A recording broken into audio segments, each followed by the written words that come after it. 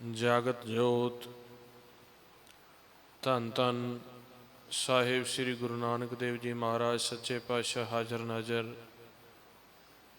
धन धन साहिब श्री गुरु गोबिंद सिंह जी महाराज सच्चे पातशाह हाजर नाजर। तिन्हां दी गोद विच जुड़ बैठी गुरु रूप गुरु प्यारी साध संगत जीओ।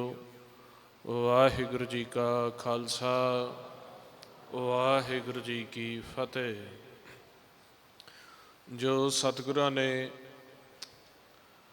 अपने परिवार दे उपर अपने सारिਆਂ दे उपर बख्शिश की है, जो आपां नूं इस पवित्र समय दे विच आप दी गोद दे विच एकत्र करके शब्द दी नाम दी असल मूल दी उस्तत करन दा ये सोमा बख्शिया मौका दिता है। क्योंकि गुरबाणी गुरु दे विच एक तरफा निचोड़ कढ़ के दस्या कि संसार दे विच ध्यान दा खेल चलदा है। मन नूं ध्यान कहा गया, सुरत दा खेड चलदी है, ध्यान दी खेड चलदी है। जिन्नी देर तक तुहाडे कोल स्वासां दा धन है, इन्हां स्वासां दे धन दे विच रहिंदियां रहिंदियां तुसीं जिथे भी आप दा ध्यान परपक्ष कर लिया, तुहाडा आउण वाला अग्गा उही होवेगा। जे असीं आप दा ध्यान संसार दे आकारां विच विचारां दे विचों ना तोड़िया, संसार दी निंदा उस्तत दे विचों ना तोड़िया, ते महाराज सच्चे पातशाह कहंदे साडे मन नूं फिर दुख दे विचों कोई भी नहीं कढ़ सकदा। इस करके सतगुरु जी ने सानू इस दुख दे हालात दे विच देखदियां होइया, क्योंकि चार युग दा समा जिहड़ा बीत चुकिया है, साडे ध्यान दी एकाग्रता जिहड़ी है वो निराकार अते सच दे विच परपक्ष नहीं होई। जे असी भगती कीती, जप तप कीते, मेहनत कीती, वो भी असी आकारां दे विच ही ध्यान परपक्ष करते रहे, आकारां दी भगती करते रहे, दुनियावी भाषा दे विच भगती करते रहे। जो निराकार दी भगती सी उस दा आपां नूं सारिआं नूं भेत नहीं आया। लगातार आपां सफ़र करते पे हाँ, आ समा पहुँच गया, इत्थों तक आपां आ गए हाँ। मानस जामे दे विच वार वार कदे 84 लख जून दे विच वार वार भरमदियां साडे आ हालात हो गए ने। माता पिता दा संजोग भी सानू वार वार मिल जाता है। धीआं पुत बच्चे जमीन जायदाद जो धरतलोक दे उपर चलती हुई माया वपार पैसा है, ये हर वार सानू जामे दे विच मिलता है। पर ये सारा वार वार प्राप्त करन ते भी साडे मन की तृप्ति नहीं हो रही।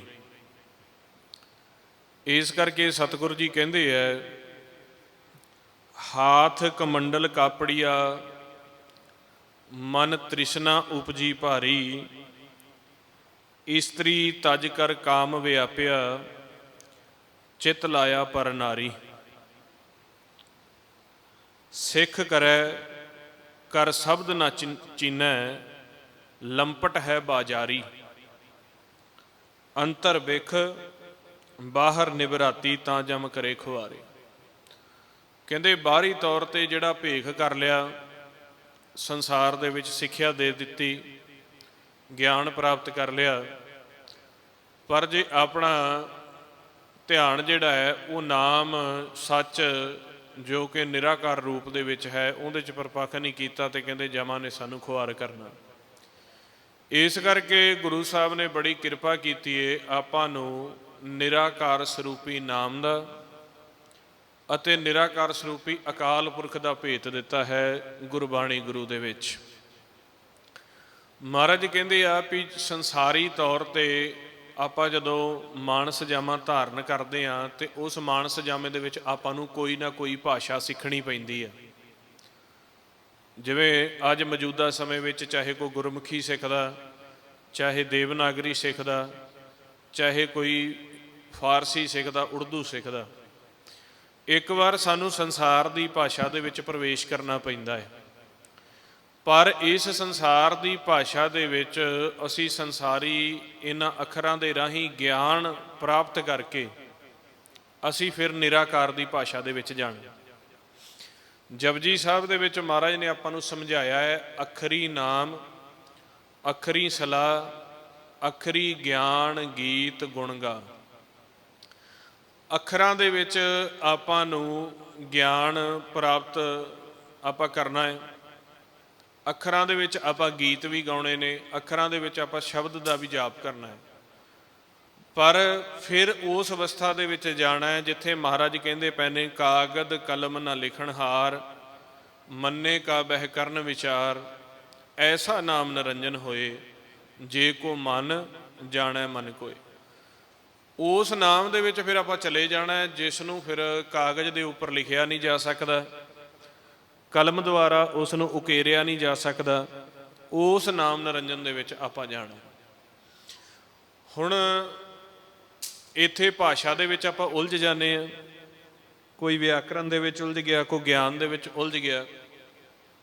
ਜੋ ਨਿਰਾਕਾਰ ਸ਼ਬਦ ਸੀਗਾ, ਜਿਸ ਨੂੰ ਮਹਾਰਾਜ ਕਹਿੰਦੇ ਪਏ ਨੇ, ਤਿਸ ਰੂਪ ਨਾ ਰੇਖ ਅਨਾਹਦ ਵਾਜੈ, ਸ਼ਬਦ ਨਿਰੰਜਨ ਕੀਆ।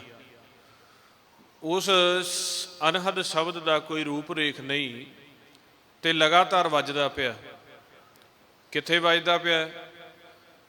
ਸਾਨੂੰ ਮਿਸਾਲ ਦਿੰਦੇ ਨੇ ਗੁਰਬਾਣੀ ਵਿੱਚ, ਕਹਿੰਦੇ 9 ਦਰ ਠਾਕੇ ਧਾਵਤ ਰਹਾਏ, 10ਵੇਂ ਨਿਜ ਘਰ ਵਾਸਾ ਪਾਏ, ਉੱਥੇ ਅਨਹਦ ਸ਼ਬਦ ਵਜੈ ਦਿਨ ਰਾਤੀ, ਗੁਰਮਤੀ ਸ਼ਬਦ ਸੁਣਾਵਣੇ। ਕਹਿੰਦੇ ਜਦੋਂ ਤੁਸੀਂ 9 ਦਰਾਂ ਨੂੰ ਠਾਕ ਕੇ, ਇਹਨਾਂ ਨੂੰ ਸਹਿਜ ਕਰਕੇ 10ਵੇਂ ਨਿਜ ਘਰ ਦੇ ਵਿੱਚ ਬੈਠੋਗੇ, ਉੱਥੇ ਅਨਹਦ ਸ਼ਬਦ ਵਜੈ, ਉੱਥੇ ਅਨਹਦ ਸ਼ਬਦ ਵੱਜਦਾ। ਕਹਿੰਦੇ ਦਿਨ ਰਾਤੀ 24 ਘੰਟੇ ਵੱਜ ਰਿਹਾ। ਤੇ ਕਹਿੰਦੇ ਗੁਰਮਤੀ ਸ਼ਬਦ ਸੁਣਾਵਣੇ ਆ। ਪਰ ਕਹਿੰਦੇ ਇਸ ਤਰ੍ਹਾਂ ਨਹੀਂ, ਬੇਸ਼ੱਕ ਵੱਜ ਦਿਨ ਰਾਤੀ ਰਿਹਾ, ਪਰ ਗੁਰੂ ਦੀ ਮੱਤ ਲੈ ਕੇ ਤੁਹਾਨੂੰ ਤੁਸੀਂ ਉਹਨੂੰ ਸੁਣ ਸਕਦੇ ਹੋ। ਜੋ ਜੀਵ ਮਾਨਸ ਜਾਮੇ ਵਿੱਚ ਆਏ ਨੇ, ਇਸ ਜਾਮੇ ਦੇ ਵਿੱਚ ਆ ਕੇ ਜਿਨ੍ਹਾਂ ਨੇ ਗਿਆਨ ਵੀ ਪ੍ਰਾਪਤ ਕਰ ਲਿਆ, ਗੁਰਮੰਤਰ ਦਾ ਜਾਪ ਕਰ ਲਿਆ, ਸੰਤਾਂ ਦਾ ਸੰਗ ਕਰ ਲਿਆ, ਉਹਨਾਂ ਦਾ ਪ੍ਰਵਾਨ ਉਦੋਂ ਹੁੰਦਾ ਹੈ ਫਿਰ ਜਦੋਂ ਉਹ ਆਪ ਦੀ ਦੇਹੀ ਦੇ ਵਿੱਚ 10ਵੇਂ ਘਰ ਦੀ ਖੋਜ ਕਰ ਲੈਂਦੇ ਆ। ਕਿਉਂਕਿ ਸਰੀਰ 10 ਦਰਵਾਜ਼ਿਆਂ ਦਾ ਬਣਿਆ ਹੋਇਆ। ਇਹ 10 ਦਰਵਾਜ਼ਿਆਂ ਦੇ ਵਿੱਚ, ਇਸ ਸਰੀਰ ਦੇ ਵਿੱਚ ਆਪਾਂ ਪ੍ਰਵੇਸ਼ ਕਰ ਜਾਂਦੇ ਹਾਂ, ਪਰ ਸਾਰੀ ਉਮਰ ਜਿਹੜਾ ਹੈ 9 ਦਰਾਂ ਤੱਕ ਹੀ ਸੀਮਤ ਰਹਿੰਦੇ ਹਾਂ।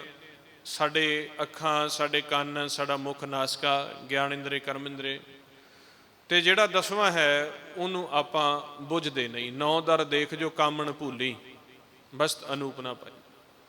9 ਦਰਾਂ ਦੇ ਵਿੱਚ ਹੀ ਆਪਾਂ ਉਲਝ ਗਏ, 10ਵੇਂ ਦੇ ਵਿੱਚ ਆਪਾਂ ਪਹੁੰਚੇ ਨਹੀਂ। ਤੇ ਸਤਿਗੁਰੂ ਜੀ ਕਹਿੰਦੇ ਫਿਰ ਇਹ ਯਾਤਰਾ ਜਿਹੜੀ ਆਪਣੀ ਮੁਕੰਮਲ ਨਹੀਂ ਹੁੰਦੀ। ਹੁਣ ਸਾਨੂੰ ਮਹਾਰਾਜ ਜੀ ਨੇ ਭੇਤ ਦਿੱਤਾ ਹੈ ਗੁਰਬਾਣੀ ਗੁਰੂ ਦੇ ਵਿੱਚ, ਵੀ ਤੁਸੀਂ ਕਿਸੇ ਬਾਹਰੀ ਤੌਰ ਤੇ ਨਾ ਤਾਂ ਕਿਸੇ ਆਕਾਰ ਦੇ ਨਾਲ ਜੁੜਨਾ, ਨਾ ਤੁਸੀਂ ਕਿਸੇ ਤੀਰਥ ਦੇ ਨਾਲ ਜੁੜਨਾ, ਨਾ ਮਹਾਰਾਜ ਸੱਚੇ ਪਾਤਸ਼ਾਹ ਕਹਿੰਦੇ ਕਿਸੇ ਬਾਹਰੀ ਤੌਰ ਤੇ ਤੁਸੀਂ ਕਿਸੇ ਖਾਸ ਆਕਾਰ ਦੀ ਖੋਜ ਕਰਨੀ ਆ। ਤੁਸੀਂ ਹੁਣ ਆਪ ਦੀ ਖੋਜ ਕਰੋ, ਤੁਹਾਡੇ ਇਸ ਸਰੀਰ ਦੀ ਖੋਜ ਕਰੋ। ਦ੍ਰਿਸ਼ਟਮਾਨ ਰੂਪ ਦੇ ਵਿੱਚ ਨਹੀਂ ਖੋਜ ਕਰਨੀ, ਕਹਿੰਦੇ ਇਸ ਸਰੀਰ ਦੇ ਸੂਖਮ ਭਾਗ ਦੀ ਖੋਜ ਕਰੋ।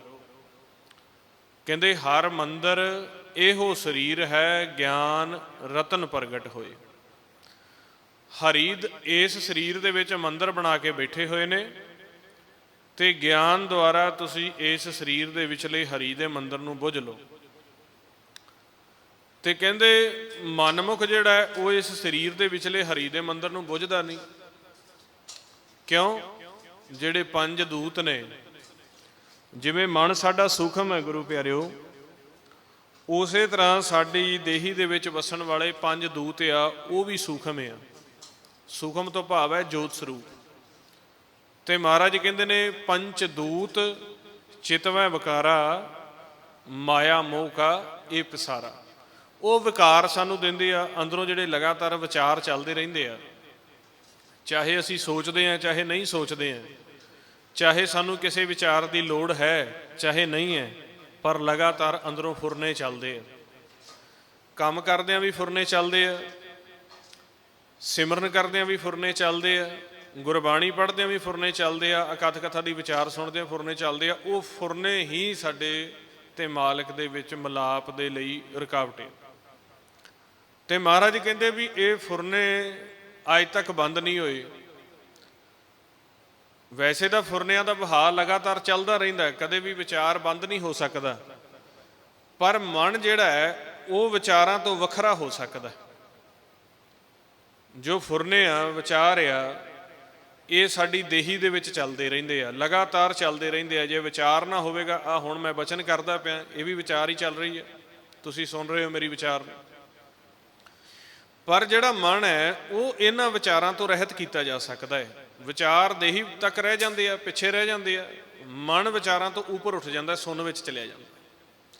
ਮਨ ਉਸ ਅਵਸਥਾ ਵਿੱਚ ਚਲਿਆ ਜਾਂਦਾ ਹੈ ਜਿੱਥੇ ਸਰੀਰ ਦਾ ਕੋਈ ਵੀ ਵਿਚਾਰ ਮਹਿਸੂਸ ਨਹੀਂ ਹੁੰਦਾ, ਜਿੱਥੇ ਸਰੀਰ ਦਾ ਕੋਈ ਵੀ ਹਰਕਤ ਮਹਿਸੂਸ ਨਹੀਂ ਹੁੰਦੀ, ਜਿੱਥੇ ਸਰੀਰ ਹੁਣ ਜਿਵੇਂ ਸਾਨੂੰ ਅਸੀਂ ਬੈਠੇ ਹਾਂ ਮਹਿਸੂਸ ਹੋ ਰਹੀਆਂ ਸਾਡੀਆਂ ਲੱਤਾਂ, ਬਾਹਾਂ, ਅੱਖਾਂ, ਕੰਨ, ਨੱਕ, ਇਹ ਬਿਲਕੁਲ ਸਰੀਰ ਵੀ ਮਹਿਸੂਸ ਹੋਣਾ ਖਤਮ ਹੋ ਜਾਂਦਾ ਹੈ। ਉਸ ਅਵਸਥਾ ਨੂੰ ਸੁੰਨ ਸਮਾਧ ਤੇ 10ਵਾਂ ਕਰ ਗਿਆ। ਤੇ ਮਹਾਰਾਜ ਕਹਿੰਦੇ ਵੀ ਬਾਹਰ ਢੂੰਡਣ ਤੇ ਛੂਟ ਭਰੇ ਗੁਰ ਘਰ ਹੀ ਮਾਹਿ ਦਿਖਾਇਆ ਥਾ। ਹੁਣ ਆਪਾਂ ਬਾਹਰੀ ਤੌਰ ਤੇ ਖੁਸ਼ੀ ਲੱਭਦੇ ਹਾਂ, ਬਾਹਰੀ ਤੌਰ ਤੇ ਹੀ ਆਪਾਂ ਸੱਚੇ ਪਾਤਸ਼ਾਹ ਜੀ ਦੇ ਨਾਲ ਮਿਲਾਪ ਕਰਨਾ ਲੱਭਦੇ ਹਾਂ, ਬਾਹਰੀ ਤੌਰ ਤੇ ਹੀ ਆਪਾਂ ਆਪਦੇ ਮਨ ਨੂੰ ਠਹਿਰਾਉਣ ਦੇ ਲਈ ਯਤਨ ਕਰ ਰਹੇ ਹਾਂ। ਉਹਨਾਂ ਦੇ ਵਿੱਚੋਂ ਸਭ ਤੋਂ ਵੱਡਾ ਜਿਹੜਾ ਆਪਾਂ ਯਤਨ ਕਰ ਰਹੇ ਹਾਂ ਮਨ ਨੂੰ ਰੋਕਣ ਦੇ ਲਈ ਜਾਂ ਸੁੱਖਾਂ ਦੇ ਵਾਸਤੇ, ਸਭ ਤੋਂ ਵੱਡਾ ਯਤਨ ਕਰਦੇ ਹਾਂ ਵੀ ਆਪਾਂ ਪੈਸਾ ਕਮਾ ਰਹੇ ਹਾਂ। ਇਸ ਵਕਤ ਜੋ ਸਾਡਾ ਗਿਆਨ ਬਣਿਆ ਹੋਇਆ ਉਹਦੇ ਵਿੱਚ ਸਭ ਤੋਂ ਪਹਿਲੜਾ ਸਾਡਾ ਜਿਹੜਾ ਮਨ ਮੰਨਿਆ ਹੋਇਆ ਉਹ ਇਹ ਹੈ ਵੀ ਪੈਸਾ ਕਮਾ ਕੇ ਮੈਂ ਖੁਸ਼ੀ ਪ੍ਰਾਪਤ ਕਰ ਸਕਦਾ। ਇਸ ਕਰਕੇ ਸਾਰੇ ਸੰਸਾਰ ਦਾ ਫੋਕਸ ਜਿਹੜਾ ਉਹ ਇਸ ਵਕਤ ਪੈਸੇ ਤੇ ਹੈ। ਇਹ ਸਮੇਂ-ਸਮੇਂ ਦੇ ਨਾਲ ਜਿਹੜੇ ਸਮਾਜ ਦੇ ਕਾਨੂੰਨ, ਸਮਾਜ ਦੀਆਂ ਮਨੌਤਾਂ ਨੇ, ਇਹ ਬਦਲਦੀਆਂ ਰਹਿੰਦੀਆਂ। ਇਹ ਜਿਹੜਾ ਪੈਸੇ ਦਾ ਹੁਣ ਹੌੜ ਚੱਲੀ ਹੈ, ਇਹ ਸਦਾ ਹੀ ਨਹੀਂ ਕਿ ਇਹ 100 ਸਾਲ ਪਹਿਲੋਂ ਵੀ ਇਸ ਤਰ੍ਹਾਂ ਸੀ, 200 ਸਾਲ ਪਹਿਲੋਂ ਵੀ ਇਸ ਤਰ੍ਹਾਂ ਨਹੀਂ ਹੁੰਦਾ। ਜਿਵੇਂ ਵਕਤ ਬਣਦਾ ਹੈ, ਵਕਤ ਚੱਲਦਾ ਹੈ, ਵਕਤ ਦੇ ਨਾਲ ਨਾਲ ਸਮਾਜ ਦੀਆਂ ਮਨੌਤਾਂ, ਸਮਾਜ ਦੇ ਸੁੱਖ ਲੱਭਣ ਦੇ ਢੰਗ ਵੀ ਬਦਲਦੇ ਰਹਿੰਦੇ ਆ। ਕੋਈ ਵਕਤ ਐਸਾ ਸੀ ਜਦੋਂ ਪੈਸੇ ਦੀ ਬਜਾਏ ਅਨਾਜ ਨੂੰ, ਖਾਣ ਪੀਣ ਨੂੰ ਜ਼ਿਆਦਾ ਤਰਜੀਹ ਦਿੱਤੀ ਜਾਂਦੀ ਸੀ। ਜੇ ਆਪਾਂ ਵੀ ਵੇਖਿਆ ਅੱਜ ਤੋਂ 25-30 ਸਾਲ ਪਹਿਲੋਂ ਇੰਨੀ ਪੈਸੇ ਦੀ ਹੌੜ ਨਹੀਂ ਸੀ ਹੈਗੀ। ਆਮ ਪਿੰਡਾਂ ਤੱਕ, ਸ਼ਹਿਰਾਂ ਤੱਕ ਤਾਂ ਚਲੋ ਸਦਾ ਹੀ ਚੱਲਦਾ ਰਹਿੰਦਾ। ਉਦੋਂ ਅਨਾਜ ਨੂੰ ਅਹਿਮੀਅਤ ਦਿੱਤੀ ਜਾਂਦੀ ਸੀਗੀ, ਖਾਣ ਪੀਣ ਤੱਕ। ਕੋਈ ਵਕਤ ਐਸਾ ਆ ਜਾਂਦਾ ਹੈ ਜਦੋਂ ਪੈਸਾ ਵੀ ਮੁਕੰਮਲ ਹੋ ਜਾਂਦਾ ਹੈ, ਅਨਾਜ ਵੀ ਮੁਕੰਮਲ ਹੋ ਜਾਂਦਾ ਹੈ, ਫਿਰ ਰਿਸ਼ਤਿਆਂ ਦੇ ਪਾਸੇ ਅਹਿਮੀਅਤ ਚੱਲ ਪੈਂਦੀ ਹੈ। ਜਦੋਂ ਪੈਸਾ ਕਮਾਇਆ, ਸੁੱਖ ਸਹੂਲਤਾਂ ਕਮਾਈਆਂ, ਇਨਸਾਨ ਫਿਰ ਇਕੱਲਾ ਹੋ ਗਿਆ। ਇਕੱਲਾ ਹੋ ਕੇ ਦੇਖਣ ਲੱਗਾ ਵੀ ਅੱਜ ਮੇਰੇ ਕੋਲ ਘਰ ਵੀ ਹੈ, ਮੇਰੇ ਕੋਲ ਜ਼ਮੀਨ ਜਾਇਦਾਦ ਵੀ ਹੈ, ਮੇਰੇ ਕੋਲ ਪੈਸਾ ਵੀ ਹੈ, ਸਾਰਾ ਕੁਛ ਹੈ, ਮੇਰੇ ਕੋਲ ਸੁੱਖ ਕਿਉਂ ਨਹੀਂ ਆਉਂਦਾ ਪਿਆ। ਤੇ ਫਿਰ ਵੇਖਦਾ ਵੀ ਮੈਂ ਪਰਿਵਾਰ ਨਹੀਂ ਹੈਗਾ ਮੇਰੇ ਕੋਲ, ਤੇ ਉਹਦਾ ਵਿਚਾਰ ਉਧਰ ਨੂੰ ਚੱਲ ਪਿਆ। ਉਹ ਫਿਰ ਪਰਿਵਾਰ ਪਾਸੇ, ਰਿਸ਼ਤਿਆਂ ਪਾਸੇ ਹੋ ਜਾਂਦਾ। ਕਾਫੀ ਸਮਾਂ ਫਿਰ ਉਸ ਚੀਜ਼ ਦਾ ਪ੍ਰਚਾਰ ਰਹਿੰਦਾ। ਇਸੇ ਤਰ੍ਹਾਂ ਅਸੀਂ ਕਦੇ ਰਿਸ਼ਤਿਆਂ ਦੇ ਵਿੱਚ ਚਲੇ ਗਏ, ਰਿਸ਼ਤੇਦਾਰੀ ਬਹੁਤ ਬਣਾ ਲਈ ਆਪ ਦੀ, ਅੱਗੇ ਦੀ ਅੱਗੇ। ਪਹਿਲੋਂ ਪੁਰਾਣੇ ਸਮੇਂ ਦੇ ਵਿੱਚ ਕੋਈ ਦੌਰ ਐਸਾ ਸੀ ਕਿ ਰਿਸ਼ਤੇਦਾਰੀ ਬਹੁਤ ਲੰਮੇ ਤੌਰ ਤੇ ਵਰਤੀ ਜਾਂਦੀ ਸੀ। 10-10 ਪਿੰਡਾਂ ਤੱਕ ਰਿਸ਼ਤੇਦਾਰੀ ਕੱਢ ਲੈਣੀ। ਉਹ ਵੀ ਕਰਕੇ ਦੇਖ ਲਿਆ ਸਾਰਿਆਂ ਨੇ, ਰਿਸ਼ਤੇਦਾਰੀ ਦੇ ਵਿੱਚ ਵਰਤ ਕੇ ਦੇਖ ਲਿਆ। ਅਨਾਜ ਨੂੰ ਸਮਝਦੇ ਸੀ ਵੀ ਸ਼ਾਇਦ ਅਨਾਜ ਸਾਡੇ ਘਰ ਭਰਪੂਰ ਹੋਏਗਾ, ਖਾਣ ਪੀਣ ਹੋਏਗਾ, ਖੁਸ਼ੀ ਆਏਗੀ। ਉਹ ਵੀ ਅੱਜ ਭਰਪੂਰ ਹੋ ਗਿਆ। ਹੁਣ ਪੈਸੇ ਦਾ ਦੌਰ ਚੱਲ ਪਿਆ, ਕੋਠੀਆਂ ਕਾਰਾਂ ਦਾ ਦੌਰ ਚੱਲ ਪਿਆ, ਸਹੂਲਤਾਂ ਦਾ ਚੱਲ ਪਿਆ। ਜਿਨ੍ਹਾਂ ਨੇ ਕਮਾ ਕੇ ਇਹ ਦੇਖ ਲਿਆ, ਸਾਡੇ ਤੋਂ ਜਿਹੜੇ 50 ਸਾਲ 100 ਸਾਲ ਐਡਵਾਂਸ ਚੱਲਦੇ ਪਏ ਆ, ਉਹਨਾਂ ਨੇ ਇਹਦੇ 'ਚ ਵੀ ਵੇਖਿਆ ਇਹਦੇ 'ਚ ਵੀ ਕੁਛ ਨਹੀਂ ਹੈਗਾ। ਇਹ ਲਗਾਤਾਰ ਇਸੇ ਸਰਕਲ ਦੇ ਵਿੱਚ, ਇਸੇ ਅਗਿਆਨਤਾ ਦੇ ਵਿੱਚ ਆਪਾਂ ਨੂੰ ਚਾਰਜੋਗ ਹੋ ਗਏ। ਹਰ ਜਨਮ ਦੇ ਵਿੱਚ ਆਪਾਂ ਕੋਈ ਨਾ ਕੋਈ ਟੀਚਾ ਲੈ ਕੇ ਆਉਨੇ ਆ ਪਿਛਲੇ ਕਰਮਾਂ ਦਾ। ਇਹ ਜਿਹੜੀ ਸਾਡੀ ਸੋਚ ਚੱਲਦੀ ਪਈ ਹੈ, ਜੇ ਅੱਜ ਤੁਸੀਂ ਬਿਜ਼ਨਸ ਕਰ ਰਹੇ ਆ, ਜੇ ਅੱਜ ਤੁਸੀਂ ਖੇਤੀ ਕਰ ਰਹੇ ਆ, ਤੁਸੀਂ ਪੜ੍ਹਾਈ ਕਰ ਰਹੇ ਆ, ਤੁਸੀਂ ਵਿਹਲੇ ਰਹਿ ਰਹੇ ਆ, ਜੋ ਵੀ ਤੁਹਾਡਾ ਇਸ ਵਕਤ ਹਾਲਾਤ ਨੇ, ਇਹ ਤੁਹਾਡੀ ਪਿਛਲੀ ਸੋਚ ਜੋ ਲਗਾਤਾਰ ਤੁਸੀਂ ਜਨਮ ਦਰ ਜਨਮ ਸਫ਼ਰ ਕਰ ਰਹੇ ਹੋ, ਤੁਹਾਡਾ ਕਹਿ ਲਈਏ ਲਾਅ ਆਫ ਅਟਰੈਕਸ਼ਨ ਜਿਹੜਾ ਹੈ ਉਹ ਨਾਲ ਚੱਲਦਾ ਪਿਆ। ਸੋ ਇਸ ਤਰ੍ਹਾਂ ਕਰਕੇ ਮਹਾਰਾਜ ਕਹਿੰਦੇ ਨੇ ਆਪਾਂ ਘੁੰਮਣ ਘੇਰੀ ਦੇ ਵਿੱਚ ਫਸੇ ਹੋਏ ਆ। ਕਿਸੇ ਜਨਮ ਵਿੱਚ ਪੈਸਾ ਵੱਧ ਹੋ ਗਿਆ ਤੇ ਉੱਥੇ ਵਿਚਾਰ ਮਨ ਦੇ ਵਿੱਚ ਫੁਰ ਗਿਆ, ਨਹੀਂ ਪੈਸਾ ਹੈ ਮੇਰੇ ਕੋਲ, ਪਰਿਵਾਰ ਨਹੀਂ। ਅਗਾਂਹ ਜਨਮ ਮਿਲਿਆ ਤੇ ਉਹ ਪਰਿਵਾਰਾਂ ਵਿੱਚ ਚਲਿਆ ਗਿਆ, ਫਿਰ ਪੈਸੇ ਪਾਸੋਂ ਘਟ ਗਿਆ, ਫਿਰ ਘਰ ਦਾ ਚੱਲ ਪਿਆ, ਫਿਰ ਘਰ ਪੂਰਾ ਹੋਇਆ, ਫਿਰ ਇਸੇ ਤਰ੍ਹਾਂ ਜਿਹੜਾ ਕਾਲ ਹੈ ਵਿੱਚ ਘੁੰਮਣ ਘਿਰਿਆ ਬਹੁ ਵਿਧ ਫਿਰਿਆ। ਅਸੀਂ ਫਿਰਦੇ ਘੁੰਮਣ ਘਿਰੀ ਦੇ ਵਿੱਚ ਫਸ ਗਏ। ਤੋ ਸਤਿਗੁਰ ਜੀ ਨੇ ਆ ਕੇ ਸਾਨੂੰ ਸਾਡੇ ਹਾਲਾਤ ਵੇਖੇ, ਸਾਡੀ ਜੀਵਨ ਯਾਤਰਾ ਦੇਖੀ। ਉਹਨਾਂ ਨੇ ਸੱਚੇ ਪਾਤਸ਼ਾਹ ਜੀ ਨੇ ਸਾਰੇ ਹੀ ਸਹੂਲਤਾਂ ਦੇ ਉੱਪਰ ਸਾਰੇ ਹੀ ਰਿਸ਼ਤਿਆਂ ਨੂੰ ਰੱਦ ਕਰ ਦਿੱਤਾ। ਆਂਦੇ ਜਿੰਨਾ ਮਰਜ਼ੀ ਤੁਸੀਂ ਪੈਸਾ ਕਮਾ ਲਓ, ਜੋ ਮਰਜ਼ੀ ਤੁਸੀਂ ਰਿਸ਼ਤੇਦਾਰੀਆਂ ਨਿਭਾ ਲਓ, ਜਿੰਨੇ ਮਰਜ਼ੀ ਮੰਦਰ ਸੋਹਣੇ ਮਹਿਲ ਪਾ ਲਓ, ਇਹਨਾਂ ਦੇ ਨਾਲ ਤੁਹਾਡੇ ਅੰਦਰ ਸਹਿਜ ਨਹੀਂ ਆਏਗੀ।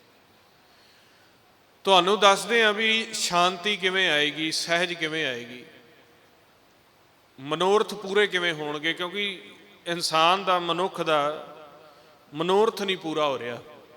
ਹਰ ਜਾਮੇ ਦੇ ਵਿੱਚ ਕੁਛ ਅਚੀਵ ਕਰ ਲੈਂਦਾ, ਕੁਛ ਅਧੂਰੀ ਸੋਚ ਰਹਿ ਜਾਂਦੀ ਹੈ, ਉਹ ਸੋਚ ਫਿਰ ਦੁਬਾਰਾ ਉਹਨੂੰ ਪੁੱਠਾ ਲੈ ਆਉਂਦੀ, ਫਿਰ ਉਹਦੇ ਵਿੱਚ ਜੋ ਅਚੀਵਮੈਂਟ ਲੈਂਦਾ ਫਿਰ ਉਹ ਪੁੱਠਾ ਆ ਜਾਂਦਾ। ਇਹ ਮਹਾਰਾਜ ਕਹਿੰਦੇ ਵੀ ਮਨੋਰਥ ਪੂਰਾ ਹੀ ਹੋ ਜਾਏ।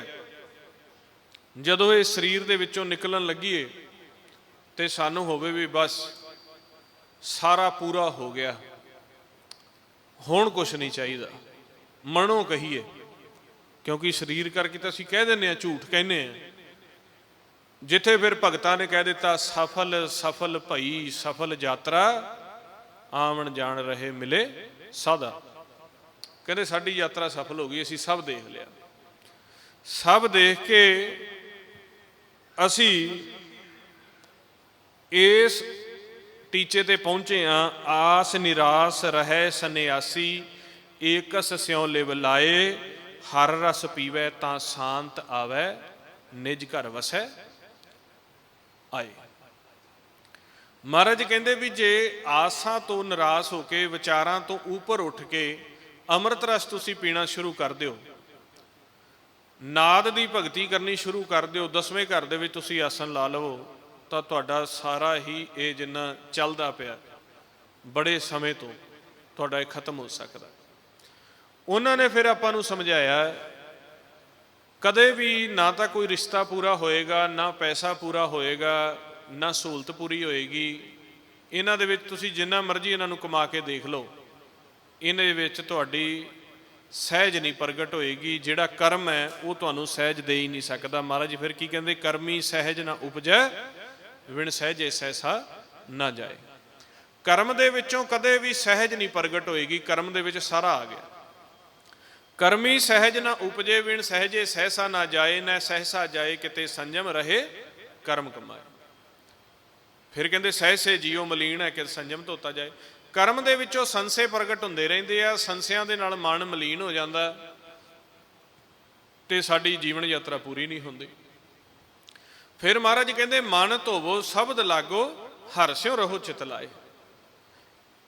ਇਹ ਫਿਰ ਆਪਾਂ ਨੂੰ ਰਿਜ਼ਲਟ ਜਿਹੜਾ ਕੱਢ ਕੇ ਇੱਥੇ ਲੈ ਆਉਂਦੇ ਆ, 52 ਅਛਰ ਲੋਕ ਤਰੈ ਸਭ ਕੀ ਛਿਨਹੀ ਮਾਹੇ, ਇਹ ਅਛਰ ਖਿਰ ਜਾਏਂਗੇ ਉਹ ਅੱਖਰ ਇਨਮੈ ਨਾਹੀ। ਜੇ ਤੁਸੀਂ 9 ਦਰਵਾਜ਼ਿਆਂ ਦੇ ਵਿੱਚ ਇਹਨਾਂ ਆਕਾਰਾਂ, ਇਹਨਾਂ ਵਿਚਾਰਾਂ ਤੋਂ ਮਨ ਨੂੰ ਰਹਿਤ ਕਰ ਲਓ, ਇਹਨਾਂ ਵਿਚਾਰਾਂ ਤੋਂ ਮਨ ਨੂੰ ਰਹਿਤ ਕਰਕੇ ਜਿੱਥੇ ਬਿਲਕੁਲ ਕੋਈ ਵਿਚਾਰ ਨਹੀਂ, ਜਿੱਥੇ ਆਕਾਰ ਨਹੀਂ, ਉਸ ਸਟੇਜ ਦੇ ਵਿੱਚ ਲੈ ਜਾਓ, ਜਿਹਨੂੰ ਗੁਰੂ ਅਰਜਨ ਦੇਵ ਮਹਾਰਾਜ ਕਹਿੰਦੇ ਨੇ ਸੁਨ ਸਮਾਦ ਅਨਹਤ ਤਹਿ ਨਾਦ, ਕਹਿਣ ਨਾ ਜਾਈ ਅਚਰਜ ਵਿਸਮਾਦ। ਉਹ ਸਟੇਟ ਦੇ ਵਿੱਚ ਲੈ ਜਾਓ, ਤੁਹਾਡੇ ਉੱਤੇ ਕਿਰਪਾ ਹੋ ਜਾਏ। ਉਹ ਬਾਹਰੋਂ ਨਹੀਂ ਮਿਲਦੀ, ਸਾਡੇ ਸਰੀਰ ਦੇ ਵਿੱਚ ਹੀ ਇੰਤਜ਼ਾਮ ਕਰ ਦਿੱਤਾ ਗਿਆ। ਭਈ ਜੇ ਤੁਸੀਂ ਪੈਸੇ ਤੋਂ, ਜ਼ਿੰਮੇਵਾਰੀਆਂ ਤੋਂ, ਸੰਸਾਰ ਤੋਂ, ਰਿਸ਼ਤੇਦਾਰੀਆਂ ਤੋਂ, ਦੁਸ਼ਮਣ ਤੋਂ, ਮਿੱਤਰ ਤੋਂ, ਇਹ ਸਭ ਭੋਗ ਭੋਗਦਿਆਂ ਹੋਇਆਂ ਅਕੇਵਾ ਮਹਿਸੂਸ ਕਰਦੇ ਹੋ, ਦੁੱਖ ਮਹਿਸੂਸ ਕਰਦੇ ਹੋ, ਤੁਹਾਨੂੰ ਪਤਾ ਲੱਗ ਗਿਆ ਕਿ ਸਭ ਝੂਠੀ ਖੇਡ ਹੈ, ਤੇ ਆਓ ਤੁਹਾਡੇ ਸਰੀਰ ਦੇ ਵਿੱਚ ਹੀ ਮੈਂ ਸਭ ਤੋਂ ਉੱਚੇ ਥਾਂ ਤੇ ਬੈਠਾ, ਤੁਸੀਂ ਵਾਪਸ ਆ ਜਾਓ ਘਰ ਦੇ ਵਿੱਚ ਆ ਕੇ ਤੇ ਤੁਸੀਂ ਸੁਖ ਮਾਣੋ। ਇੱਕ ਤਾਂ ਤੁਹਾਡੀ ਜਨਮ ਮਰਨ ਦੀ ਜਿਹੜੀ ਇਹ ਪੀੜ ਲੱਗੀ ਹੋਈ ਹੈ, ਜਨਮ ਮਰਨ ਦਾ ਜਿਹੜਾ ਰੋਗ ਲੱਗਿਆ ਹੋਇਆ, ਇਹ ਖਤਮ ਕਰ ਦਿੱਤਾ ਜਾਏਗਾ। ਦੂਸਰਾ, ਜਿੰਨੀ ਦੇਰ ਤੱਕ ਤੁਸੀਂ ਥਿਰ ਘਰ ਦੇ ਵਿੱਚ ਸੱਚ ਦੇ ਵਿੱਚ ਬੈਠੋਗੇ ਤੇ ਜਿੰਨੀ ਦੇਰ ਤੱਕ ਤੁਹਾਡੇ ਸਵਾਸਾਂ ਦਾ ਧਨ ਬਚਿਆ ਹੋਇਆ, ਉਨੀ ਦੇਰ ਤੱਕ ਤੁਹਾਨੂੰ ਕਿਸੇ ਵੀ ਪਦਾਰਥ ਦੀ, ਕਿਸੇ ਵੀ ਸਹੂਲਤ ਦੀ ਕੋਈ ਵੀ ਰੁਕਾਵਟ ਨਹੀਂ ਆਉਣ ਦਿੱਤੀ ਜਾਏਗੀ। ਤੁਹਾਨੂੰ ਹਰ ਇੱਕ ਸਹੂਲਤ ਦਿੱਤੀ ਜਾਏਗੀ ਜਿਸ ਦੀ ਤੁਹਾਨੂੰ ਜ਼ਰੂਰਤ ਹੈ, ਔਰ ਜਿਸ ਸਹੂਲਤ ਨੇ ਤੁਹਾਡਾ ਜੀਵਨ ਖਰਾਬ ਕਰ ਦੇਣਾ ਹੈ, ਜਿਸ ਸਹੂਲਤ ਕਰਕੇ ਤੁਹਾਨੂੰ ਨੁਕਸਾਨ ਹੋ ਸਕਦਾ ਹੈ, ਉਹਦੀ ਵੀ ਜੋ ਜ਼ਿੰਮੇਵਾਰੀ ਹੈ, ਉਹਦੀ ਵੀ ਸਾਵਧਾਨੀ ਪਰਮੇਸ਼ਰ ਕਹਿੰਦੇ ਮੈਂ ਆਪ ਰੱਖਾਂਗਾ। ਉਹੀ ਸਹੂਲਤਾਂ ਦੇਵਾਂਗਾ ਜਿਸ ਦੇ ਨਾਲ ਤੈਨੂੰ ਮੈਲ ਨਹੀਂ ਲੱਗੇਗੀ, ਤੂੰ ਸਿੱਧਾ ਵਾਪਸ ਘਰ ਆ ਜਾਏਗਾ। ਇਸ ਤਰ੍ਹਾਂ ਆਪਣੀ ਜ਼ਿੰਮੇਵਾਰੀ ਚੁੱਕਦੇ ਨੇ। ਕਹਿੰਦੇ ਬ੍ਰਹਮ ਬਿੰਦੈ ਤਿਸ ਦਾ ਬ੍ਰਹਮਤ ਰਹੈ। ਕਹਿੰਦੇ ਜਿਨਨੇ ਬ੍ਰਹਮ ਦੀ ਪਹਿਚਾਣ ਕਰ ਲਈਏ, ਮਾਇਆ ਬ੍ਰਹਮ ਰਮੈ ਸਭ ਸੰਗ, ਬ੍ਰਹਮ ਬਿੰਦੈ ਤਿਸ ਦਾ ਬ੍ਰਹਮਤ ਰਹੈ। ਫਿਰ ਬ੍ਰਹਮਤ ਦੇ ਵਿੱਚ ਮਤਲਬ ਕਿ ਆਪਾਂ ਨੂੰ ਸਮਝਾਉਂਦੇ ਨੇ ਬ੍ਰਹਮਤ ਕੀ ਹੈ। ਜੋ ਇਹ ਸ੍ਰਿਸ਼ਟੀ ਹੈ, ਇਹ ਕੁਦਰਤ ਦੇ ਅਧੀਨ ਕੀਤੀ ਹੋਈ ਹੈ। ਜੋ ਇਹ ਸਾਡੀ ਧਰਤੀ ਹੈ, ਜੋ ਆਕਾਸ਼ ਹੈ, ਜੋ ਇੱਥੋਂ ਦਾ ਪੌਣ ਪਾਣੀ ਬਸੰਤਰ ਹੈ, ਇਸ ਦੀ ਇੱਕ ਸਟੇਟ ਬਣਾ ਕੇ ਅਕਾਲ ਪੁਰਖ ਸੱਚੇ ਪਾਤਸ਼ਾਹ ਨੇ ਕੁਦਰਤ ਨੂੰ ਉਸ ਦਾ ਮੁਖੀ ਬਣਾ ਦਿੱਤਾ ਹੈ। ਕੁਦਰਤ ਇੱਕ ਸ਼ਕਤੀ ਹੈ ਜੋ ਕਿਸੇ ਵੀ ਧਰਤੀ ਨੂੰ, ਕਿਸੇ ਵੀ ਆਕਾਸ਼ ਨੂੰ, ਕਿਸੇ ਵੀ ਪੌਣ ਪਾਣੀ ਬੇਸੰਤਰ ਔਰ ਵਸਦੀ ਇੱਥੇ 84 ਲੱਖ ਜੂਨ ਜਿੰਨੀ ਇੱਥੇ ਸ੍ਰਿਸ਼ਟੀ ਚੱਲ ਰਹੀ ਹੈ, ਇਹਨੂੰ ਮੈਨੇਜ ਕਰਦੀ ਹੈ। ਜਿਹਨੂੰ ਮਹਾਰਾਜ ਕਹਿੰਦੇ ਨੇ ਕੁਦਰਤ ਦਿਸੈ, ਕੁਦਰਤ ਸੁਣੀਐ, ਕੁਦਰਤ ਭਉ ਸੁਖਸਾਰ, ਕੁਦਰਤ ਪਾਤਾਲੀ ਆਕਾਸੀ, ਕੁਦਰਤ ਸਰਬ ਆਕਾਰ। ਜਦੋਂ ਅਸੀਂ ਸ਼ਬਦ ਦੇ ਦਾਇਰੇ ਦੇ ਵਿੱਚ ਆ ਜਾਂਦੇ ਹਾਂ, ਬ੍ਰਹਮ ਬਿੰਦੈ ਦਿਸਦਾ ਬ੍ਰਹਮਤ ਰਹੈ।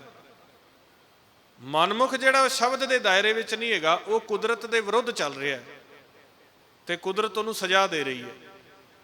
ਸਰੀਰ ਪੱਖੋਂ ਵੀ ਸਜ਼ਾ, ਮਨ ਪੱਖੋਂ ਵੀ ਸਜ਼ਾ, ਤੇ ਸੰਸਾਰ ਦੇ ਜਿੰਨੇ ਵੀ ਪਦਾਰਥ ਨੇ ਉਹਨਾਂ ਦੇ ਵਿੱਚ ਵੀ ਘਾਟਾ ਹੀ ਹੈ। ਬਿਨ ਗੁਰ ਸੇਵੇ ਘਾਟੇ ਘਾਟ। ਜਦੋਂ ਆਪਾਂ ਸ਼ਬਦ ਦੇ ਦਾਇਰੇ ਦੇ ਵਿੱਚ ਆ ਜਾਂਦੇ ਹਾਂ, ਵਿਚਾਰਾਂ ਤੋਂ ਉੱਪਰ ਉੱਠ ਕੇ ਅਨਹਦ ਬਾਣੀ ਦਸਵੇਂ ਘਰ ਦੇ ਵਿੱਚ ਬੈਠਣਾ ਸ਼ੁਰੂ ਕਰ ਦਿੰਦੇ ਹਾਂ, ਤੇ ਜੋ ਇਹ ਕੁਦਰਤ ਸਾਰੇ ਬ੍ਰਹਿਮੰਡ ਨੂੰ ਚਲਾ ਰਹੀ ਹੈ ਮਾਲਕ ਦੇ ਹੁਕਮ ਦੇ ਵਿੱਚ, ਇਹ ਕੁਦਰਤ ਸਾਡੀ ਰੱਖਿਆ ਤੇ ਆ ਜਾਂਦੀ ਹੈ। ਸਾਨੂੰ ਕੋਈ ਵੀ ਪਦਾਰਥ ਮੰਗਣ ਦੀ, ਚਾਹੁਣ ਦੀ ਲੋੜ ਹੀ ਨਹੀਂ ਪੈਂਦੀ। ਸਹਿਜ ਸੁਭਾਅ ਜੋ ਸਾਡੇ ਤੋਂ ਇਸ ਬ੍ਰਹਿਮੰਡ ਦੇ ਵਿੱਚ ਮਾਲਕ ਨੇ ਕਰਮ ਲੈਣਾ, ਜੋ ਸਾਡੀ ਡਿਊਟੀ ਜਾਂ ਜ਼ਿੰਮੇਵਾਰੀ ਸਾਡੇ ਤੋਂ ਲੈਣੀ ਹੈ, ਉਹ ਆਪਣੇ ਆਪ ਹੀ ਕੁਦਰਤ ਤੁਹਾਡੇ ਅੱਗੇ ਵਸੀਲੇ ਖੜੇ ਕਰਕੇ ਤੁਹਾਡੇ ਤੋਂ ਸ਼ੁਭ ਮਨਸਾ, ਤੁਹਾਡੇ ਤੋਂ ਉਹ ਡਿਊਟੀ ਲੈ ਲਏਗੀ। ਕੁਦਰਤ ਜਿੰਨੇ ਵੀ ਪਦਾਰਥ, ਪੌਣ ਪਾਣੀ ਬੇਸੰਤਰ ਧਰਤ ਆਕਾਸ਼, ਸਭ ਕੁਦਰਤ ਦੇ ਵੱਸ ਹੈ। ਕੁਦਰਤ ਪਾਤਾਲੀ ਆਕਾਸੀ, ਕੁਦਰਤ ਸਰਬ ਆਕਾਰ। ਚਾਹੇ ਕੋਈ ਰਾਜਾ ਹੈ, ਚਾਹੇ ਰੰਕ ਹੈ, ਚਾਹੇ ਗਰੀਬ ਹੈ, ਚਾਹੇ ਅਮੀਰ ਹੈ, ਇਹ ਸਭ ਮਾਲਕ ਨੇ ਇੱਕ ਕੁਦਰਤ ਰੂਪੀ ਸਟੇਟ ਬਣਾ ਕੇ ਇਹਦੇ ਥੱਲੇ ਲਾਇਆ ਹੈ। ਤੇ ਕੁਦਰਤ ਜਿਹੜੀ ਹੈ ਉਹ ਗੁਰਮੁਖਾਂ ਦੀ ਦਾਸੀ ਬਣ ਜਾਂਦੀ ਹੈ। ਕੁਦਰਤ ਜਿਹੜੀ ਹੈ ਉਹ ਗੁਰਮੁਖਾਂ ਦਾ ਇੱਕ ਛਾਂ ਬਣ ਕੇ ਇਹਨਾਂ ਦੇ ਉੱਤੇ ਕਿਰਪਾ ਕਰਦੀ। ਹੁਣ ਜਦੋਂ ਆਪਾਂ ਸ਼ਬਦ ਦੇ ਦਾਇਰੇ ਵਿੱਚ ਆ ਗਏ, ਉੱਥੇ ਫਿਰ ਕਹਿ ਦਿੱਤਾ ਬ੍ਰਹਮ ਬਿੰਦੈ ਤਿਸ ਦਾ ਬ੍ਰਹਮਤ ਰਹੈ। ਏਕ ਸ਼ਬਦ ਲਿਵ ਲਾਏ, ਨਵ ਨਿਧੀ 18 ਸਿੱਧੀ, ਪਿੱਛੇ ਲੱਗੀਆਂ ਫਿਰ ਜੋ ਹਰ ਹਿਰਦੇ ਸਦਾ ਵਸਾਏ। ਇਹ ਪਿੱਛੇ ਲੱਗਣ ਦਾ ਮਤਲਬ ਹੈ ਵੀ ਆਪਾਂ ਸਹਿਜ ਦੇ ਵਿੱਚ ਚੱਲਾਂਗੇ, ਤੇ ਸਹਿਜ ਦੇ ਵਿੱਚ ਚੱਲਣ ਵਾਲੇ ਗੁਰਮੁਖ ਜਿਹੜੇ ਨੇ ਉਹਨਾਂ ਦਾ ਇੱਕੋ ਹੀ ਕਰਮ ਰਹਿ ਜਾਂਦਾ ਹੈ ਵੀ ਜਿਸ ਮੂਲ ਤੋਂ ਆਪਾਂ ਸਾਰੇ ਟੁੱਟ ਗਏ ਹਾਂ, ਮੂਲ ਤੋਂ ਟੁੱਟ ਕੇ ਆਪਾਂ ਨੂੰ ਭੇਤ ਨਹੀਂ ਰਿਹਾ ਤੇ ਤੜਫ ਰਹੇ ਹਾਂ ਵਿਚਾਰਾਂ ਦੇ ਵਿੱਚ, ਆਕਾਰਾਂ ਦੇ ਵਿੱਚ, ਤੇ ਸਾਡੇ ਮਨ ਨੂੰ ਤ੍ਰਿਪਤੀ ਨਹੀਂ ਆਉਂਦੀ ਪਈ। ਤੇ ਜਦੋਂ ਅਸੀਂ ਹੁਕਮ ਵਿੱਚ ਆ ਜਾਂਦੇ ਹਾਂ, ਕੁਦਰਤ ਸਾਡੀ ਸਹਾਈ ਹੋ ਜਾਂਦੀ, ਫਿਰ ਉਹਨਾਂ ਦਾ ਇੱਕ ਹੀ ਮਨੋਰਥ ਹੁੰਦਾ ਵੀ ਸਾਰੇ ਸੰਸਾਰ ਨੂੰ ਸ਼ਬਦ ਦੇ ਹੁਕਮ ਦੇ ਦਾਇਰੇ ਦੇ ਵਿੱਚ ਲੈ ਆਂਦਾ ਜਾਵੇ, ਜੋ ਕਿ ਅਕਾਲ ਪੁਰਖ ਸੱਚੇ ਪਾਤਸ਼ਾਹ ਦੇ ਘਰ ਦਾ ਟੀਚਾ ਹੈ। ਉਹ ਆਪ ਦੇ ਨਾਲ ਨਹੀਂ ਜੋੜਦੇ, ਉਹਨਾਂ ਨੇ ਸਾਨੂੰ ਅਨਹਦ ਸ਼ਬਦ ਦੇ ਨਾਲ ਜੋੜਨਾ ਹੈ। ਸਾਨੂੰ ਗੁਰਬਾਣੀ, ਗੁਰੂ ਦੇ ਵਿੱਚ ਬੈਠੇ ਹੋਏ ਮਹਾਂਪੁਰਖ ਪਤਾ ਕੀ ਕਹਿ ਰਹੇ ਆ? ਤੁਸੀਂ ਨਾਮ ਜਪੋ, ਤੁਸੀਂ ਗੁਰਮੰਤਰ ਦਾ ਉਚਾਰਨ ਕਰੋ, ਤੁਸੀਂ ਅਨਹਦ ਸ਼ਬਦ ਨੂੰ ਸੁਣੋ। ਇਹ ਸਾਨੂੰ ਆਪ ਦੇ ਨਾਲ ਨਹੀਂ ਜੋੜ ਰਹੇ। ਗੁਰੂ ਗ੍ਰੰਥ ਸਾਹਿਬ ਮਹਾਰਾਜ ਦੇ ਵਿੱਚ ਇਹ ਨਹੀਂ ਕਿਹਾ ਗਿਆ ਵੀ ਸਾਡੇ ਚਿੱਤਰ, ਸਾਡੀ ਆਕਾਰ, ਸਾਡਾ ਧਿਆਨ ਲਓ। ਉਹ ਕਹਿੰਦੇ ਅਨਹਦ ਦਾ ਧਿਆਨ ਲਓ। ਜਦੋਂ ਇਹਨਾਂ ਨੇ 36 ਯੁੱਗ ਜਿੱਥੇ ਮਾਲਕ ਨੇ ਬੈਠ ਕੇ ਤਪ ਕੀਤਾ ਹੈ, ਇਸ ਬ੍ਰਹਿਮੰਡ ਨੂੰ ਬਣਾਉਣ ਤੋਂ ਪਹਿਲਾਂ 36 ਯੁੱਗ ਮਾਲਕ ਸੁੰਨ ਦੇ ਵਿੱਚ ਬੈਠੇ ਰਹੇ ਆ। 36 ਯੁੱਗ ਵਰਤੇ ਗੁਬਾਰੇ, ਤਾੜੀ ਲਾਈ ਸਿਰਜਣਹਾਰੇ। 36 ਯੁੱਗ ਤਪ ਕੀਤਾ ਮਾਲਕ ਨੇ। ਜੋ ਅੱਜ ਦਾ ਕਲਯੁੱਗ ਹੈ, ਜੋ ਇੱਥੇ ਵੱਡੇ ਵੱਡੇ ਮਹਾਂਪੁਰਖ ਹੋਏ, ਖੋਜੀ ਹੋਏ, ਉਹਨਾਂ ਨੇ ਇਹਦੀ 4,36,000 ਸਾਲ ਦੇ ਕਰੀਬ ਉਮਰ ਦੱਸੀ ਹੈ। ਔਰ ਸਤਯੁੱਗ ਦੀ ਇਸ ਤੋਂ ਚੌਗਣੀ ਹੈ। ਸਤਯੁੱਗ ਤੋਂ ਜਦੋਂ ਕਲਯੁੱਗ ਆ ਜਾਂਦਾ ਹੈ ਤੇ ਜਿਹੜੀ ਯੁੱਗ ਦੀ ਉਮਰ ਚੌਥਾ ਹਿੱਸਾ ਰਹਿ ਜਾਂਦੀ ਹੈ। ਸਤਯੁੱਗ ਦੀ ਇਸ ਤੋਂ ਚੌਕਣੀ ਹੈ, 17-18 ਲੱਖ ਸਾਲ ਬਣਦੀ ਹੈ। ਜੋ ਵੇਦਾਂ ਨੂੰ ਆਪਾਂ ਵਿਚਾਰੀਏ, ਕਿਉਂਕਿ ਵੇਦਾਂ ਦੇ ਵਿੱਚ ਵੀ ਮਹਾਂਪੁਰਖਾਂ ਦੇ ਪ੍ਰੈਕਟੀਕਲ ਪਏ ਨੇ। ਤੇ ਇਸੇ ਤਰ੍ਹਾਂ ਮਹਾਰਾਜ ਕਹਿੰਦੇ ਵੀ 36 ਯੁੱਗ ਵਰਤੈ ਗੁਬਾਰੇ, ਤਾੜੀ ਲਾਈ ਸਿਰਜਣਹਾਰੇ। ਉਦੋਂ ਕੋਈ ਹੋਰ ਦੂਜਾ ਨਹੀਂ ਸੀ ਹੈਗਾ। ਆਪ ਨਿਰਾਲਮ ਰੂਪ ਦੇ ਵਿੱਚ ਹੋ ਕੇ, ਨਿਰਾਲਮ ਕੀ ਵੀ ਕੋਈ ਆਕਾਰ ਨਹੀਂ ਸੀ ਬਣਾਇਆ, ਆਪ ਬੈਠੇ ਸੀ, ਨਿਰਾਲਮ ਰੂਪ ਦੇ ਵਿੱਚ ਹੋ ਕੇ ਬੈਠੇ ਸੀਗੇ। ਉਹ ਤਪ ਕਰਨ ਤੋਂ ਬਾਅਦ ਉਹਨਾਂ ਨੇ ਇਹ ਸੰਸਾਰ ਦੀ ਖੇਡ ਬਣਾਈ। ਉਸ ਹੁਕਮ ਨੂੰ ਆਪਾਂ ਬੁੱਝ ਗਏ, ਭੁੱਲ ਗਏ। ਹੁਣ ਉਹ ਸੱਚੇ ਪਾਤਸ਼ਾਹ ਜੀ ਨੇ ਦੁਬਾਰਾ ਬਚਨ ਕੀਤੇ। ਇਹਨਾਂ ਮਹਾਂਪੁਰਸ਼ਾਂ ਨੇ ਜਦੋਂ ਆਦਿ ਤੋਂ ਇਹ ਖੇਲ ਸ਼ੁਰੂ ਹੋਇਆ ਹੈ, ਗੁਰੂ ਨਾਨਕ ਦੇਵ ਮਹਾਰਾਜ ਸੱਚੇ ਪਾਤਸ਼ਾਹ ਜੀ ਨੇ ਜਾਂ ਉਹਨਾਂ ਤੋਂ ਪਹਿਲਾਂ ਭਗਤ ਸਾਹਿਬਾਨ ਜੀ ਨੇ ਪ੍ਰਚਾਰ ਕੀਤਾ ਹੈ, ਉੱਥੋਂ ਦੇਖਿਆ ਦਿਵ ਦ੍ਰਿਸ਼ਟੀ ਦੁਆਰਾ, ਜਿੱਥੋਂ ਇਹ ਖੇਲ ਸ਼ੁਰੂ ਹੋਇਆ। ਜਦੋਂ ਇੱਥੇ ਕੋਈ ਵੀ ਨਹੀਂ ਸੀ, ਸੱਚ ਹੀ ਸੱਚ ਸੀ, ਉੱਥੋਂ ਜਦੋਂ ਖੇਲ ਸ਼ੁਰੂ ਹੋਇਆ ਤੇ ਅੱਜ ਆਪਾਂ ਇੱਥੇ ਬੈਠੇ ਹਾਂ। ਇੱਥੋਂ ਤੱਕ ਦਾ ਜਿਹੜਾ ਇਹ ਖੇਲ ਹੈ, ਇਹਦੇ ਦਰਮਿਆਨ ਜੋ ਵਾਪਰਿਆ, 36 ਯੁੱਗ ਇੱਕ ਤੇ 4 ਯੁੱਗ ਆ, ਤੇ ਹੋਰ ਕਿੰਨੇ ਯੁੱਗ ਵਾਪਰੇ ਆ। ਇੱਥੋਂ ਦਾ ਉਹਨਾਂ ਨੇ ਦਿਵ ਦ੍ਰਿਸ਼ਟੀ ਦੁਆਰਾ ਖੇਲ ਵੇਖ ਕੇ ਫਿਰ ਉਸ ਤੋਂ ਬਾਅਦ ਬਾਣੀ ਲਿਖੀ, ਸਾਰਾ ਪ੍ਰੈਕਟੀਕਲ ਵੇਖਿਆ, ਅਕਾਲ ਪੁਰਖ ਕਿਵੇਂ ਪ੍ਰਗਟ ਹੁੰਦੇ ਨੇ। ਅੱਜ ਇੱਥੇ ਆਪਾਂ ਕਲਯੁੱਗ ਦੇ ਦੇਸ਼ ਦੇ ਵਿੱਚ ਇੱਥੋਂ ਤੱਕ ਪਹੁੰਚੇ ਹੋਏ ਆ। ਕਿੰਨੀ ਪ੍ਰਜਾਤੀ ਆਈ, ਕਿੰਨੀਆਂ ਸਭਿਅਤਾ ਆਈਆਂ, ਕਿੰਨੀਆਂ ਭਾਸ਼ਾ ਆਈਆਂ, ਕਿੰਨੇ ਖੰਡ ਬ੍ਰਹਿਮੰਡ ਬਣੇ, ਕਿੰਨੀ ਵਾਰੀ ਤਬਾਹ ਹੋਏ। ਕਿ ਉਹਨਾਂ ਨੇ ਖਿੰਨ ਮਾਤਰ ਵਿੱਚ ਇਹ ਸਾਰਾ ਗਿਆਨ ਪ੍ਰਾਪਤ ਕੀਤਾ ਹੈ, ਕਿਉਂਕਿ ਗੁਰਮੁਖ ਦੇ ਕੋਲ ਇੰਨੀ ਪਾਵਰ ਹੈ। ਉਹ ਕੋਈ ਬਹੁਤੇ ਵੇਦ ਸ਼ਾਸਤਰ ਕੋ ਬਹੁਤੀਆਂ ਕਿਤਾਬਾਂ ਨਹੀਂ ਫਰੋਲਦਾ, ਗੁਰਮੁਖ ਵੇਖ ਕੇ ਦੱਸਦਾ ਹੈ, ਉਹਦੇ ਉਹ ਬਚਨ ਵੇਦ ਬਣਦੇ ਨੇ। ਗੁਰਮੁਖ ਨੂੰ ਵੇਦ ਦੀ ਲੋੜ ਨਹੀਂ, ਗੁਰਮੁਖ ਖੁਦ ਇੱਕ ਵੇਦ ਹੁੰਦਾ ਹੈ। ਗੁਰਮੁਖ ਨਾਦੰ ਗੁਰਮੁਖ ਵੇਦੰ। ਕਿਉਂ ਕਹਿੰਦੇ? ਗੁਰਮੁਖ ਰਿਹਾ ਸਮਾਈ, ਕਿਉਂਕਿ ਗੁਰਮੁਖ ਸਮਾਇਆ ਹੋਇਆ, ਉਹਨੂੰ ਵੇਦ ਦੀ ਕੀ ਲੋੜ ਹੈ। ਉਹਦੇ ਬਚਨਾਂ ਨੂੰ ਵੇਦੀ ਮੰਨਿਆ ਜਾਂਦਾ ਹੈ। ਗੁਰੂ ਨਾਨਕ ਸਾਹਿਬ ਨੇ ਵੇਦ ਨਹੀਂ ਖੋਜੇ, ਉਹਨਾਂ ਨੇ ਸਗੋਂ ਸਾਨੂੰ ਇੰਨਾ ਕਿਹਾ ਵੀ ਇਹਨਾਂ ਨੂੰ ਝੂਠੇ ਨਾ ਕਹੋ। ਇਹ ਜਿਹੜੇ ਧਰਤੀ ਤੇ ਸਾਡੇ ਤੋਂ ਪਹਿਲੋਂ ਵੀ ਹੋਰ ਕਾਫੀ ਭਗਤ ਸੰਤ ਸਾਧੂ ਸਾਹਿਬਾਨ ਆਏ ਨੇ, ਉਹਨਾਂ ਦਾ ਪ੍ਰੈਕਟੀਕਲ ਹੈ। ਇਹਨਾਂ ਨੂੰ ਝੂਠਾ ਨਾ ਕਹੋ, ਇਹਨੂੰ ਜਾਤ ਮਜ਼ਹਬ 'ਚ ਨਾ ਲੈ ਕੇ ਆਓ। ਅਨੇਕਾਂ ਰਿਸ਼ੀ ਮੁਨੀ ਹਰ ਯੁੱਗ ਦੇ ਵਿੱਚ ਆਉਂਦੇ ਨੇ, ਹਰ ਯੁੱਗ ਯੁੱਗ ਭਗਤ ਉਪਾਇਆ ਪੈਜ ਰੱਖਦਾ ਹੈ ਰਾਮ ਰਾਜੇ। ਹਰ ਯੁੱਗ ਵਿੱਚ ਬੜੇ ਭਗਤ ਪ੍ਰਗਟ ਕਰਦਾ ਹੈ ਮਾਲਕ। ਉਹ ਭਗਤ ਜਦੋਂ ਪ੍ਰਚਾਰ ਕਰਦੇ ਨੇ, ਜੋ ਉਹਨਾਂ ਨੂੰ ਔਂਕੜਾਂ ਆਉਂਦੀਆਂ ਨੇ, ਉਹਨਾਂ ਔਂਕੜਾਂ ਨੂੰ ਮੱਦੇ ਨਜ਼ਰ ਰੱਖ ਕੇ ਉਹ ਫਿਰ ਕਹਿੰਦੇ ਨੇ ਵੀ ਕੋਈ ਕੱਲ੍ਹ ਨੂੰ ਜਿਨ੍ਹਾਂ ਨੇ ਹੋਰ ਵੀ ਨਾਮ ਜਪਣਾ ਹੈ, ਪ੍ਰਚਾਰ ਕਰਨਾ ਹੈ, ਸਾਡੇ ਤਰ੍ਹਾਂ ਉਹਨਾਂ ਨੂੰ ਨਾ ਕੋਈ ਦਿੱਕਤ ਆਵੇ। ਉਹ ਲਿਖ ਕੇ ਚਲੇ ਜਾਂਦੇ ਨੇ ਵੀ ਆਹ ਕਹਾਣੀ ਇਸ ਤਰ੍ਹਾਂ ਹੈ। ਸੋ ਜਦੋਂ ਗੁਰੂ ਨਾਨਕ ਦੇਵ ਮਹਾਰਾਜ ਸੱਚੇ ਪਾਤਸ਼ਾਹ ਜਾਂ ਉਹਨਾਂ ਤੋਂ ਪਹਿਲਾਂ ਭਗਤ ਹੋਏ, ਉਹਨਾਂ ਨੇ ਜਦੋਂ ਸਾਰਾ ਪ੍ਰੈਕਟੀਕਲ ਦੇਖਿਆ ਇੱਥੋਂ ਤੱਕ ਦਾ, ਉਹਨਾਂ ਨੇ ਲਿਖ ਦਿੱਤਾ, ਕੋਈ ਮਾਤਾ ਪਿਤਾ, ਕੋਈ ਇੱਥੇ ਪੈਸਾ ਸਹੂਲਤ, ਕੋਈ ਧਰਤੀ ਆਕਾਸ਼ ਇੱਥੇ ਥਿਰ ਨਹੀਂ ਹੈਗਾ। ਇੱਕ ਪੰਕਤੀ 'ਚ ਕਹਿ ਦਿੱਤਾ, ਕਹੋ ਨਾਨਕ ਕਿਛ ਥਿਰ ਨਹੀਂ, ਸੁਪਨੇ ਜਿਉ ਸੰਸਾਰ। ਜਿਵੇਂ ਸੁਪਨਾ ਚੱਲਦਾ, ਥੋੜਾ ਸਮਾਂ ਚੱਲਦਾ, ਵੇਖਣ ਨੂੰ ਬੜਾ ਸੋਹਣਾ ਲੱਗਦਾ, ਆਨੰਦ ਵੀ ਆਉਂਦਾ, ਬਸ ਸਵੇਰੇ ਅੱਖਾਂ ਖੋਲੋ ਕੁਛ ਹੋਰ ਹੀ ਹੁੰਦਾ। ਬਿਲਕੁਲ ਵਿਪਰੀਤ ਹੁੰਦਾ ਹੈ, ਬਿਲਕੁਲ ਵਿਪਰੀਤ। ਇਸ ਤਰ੍ਹਾਂ ਇਹ ਸੰਸਾਰ ਹੈ ਜੋ ਤੁਸੀਂ ਇਹਨੂੰ ਦੇਖਦੇ ਪਏ ਹੋ, ਇਹ ਖੇਲ ਨਹੀਂ ਹੈ। ਉਹ ਜਿੱਥੋਂ ਆਪਾਂ ਆਏ ਹਾਂ ਉਹ ਬਿਲਕੁਲ ਵਿਪਰੀਤ ਹੈ ਇਸ ਤੋਂ। ਪਰਲੋਕ ਦੀ ਖੇਡ ਇਸ ਤਰ੍ਹਾਂ ਨਹੀਂ ਹੈਗੀ।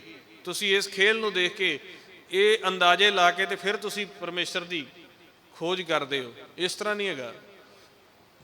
ਉਹਨਾਂ ਫਿਰ ਸਾਨੂੰ ਦੱਸਿਆ ਬਈ ਤੁਸੀਂ ਕਿਸੇ ਭਾਸ਼ਾ ਦੇ, ਕਿਸੇ ਗਿਆਨ ਦੇ, ਜਾਤ ਮਜ਼ਹਬ ਦੇ ਚੱਕਰ 'ਚ ਨਹੀਂ ਪੈਣਾ।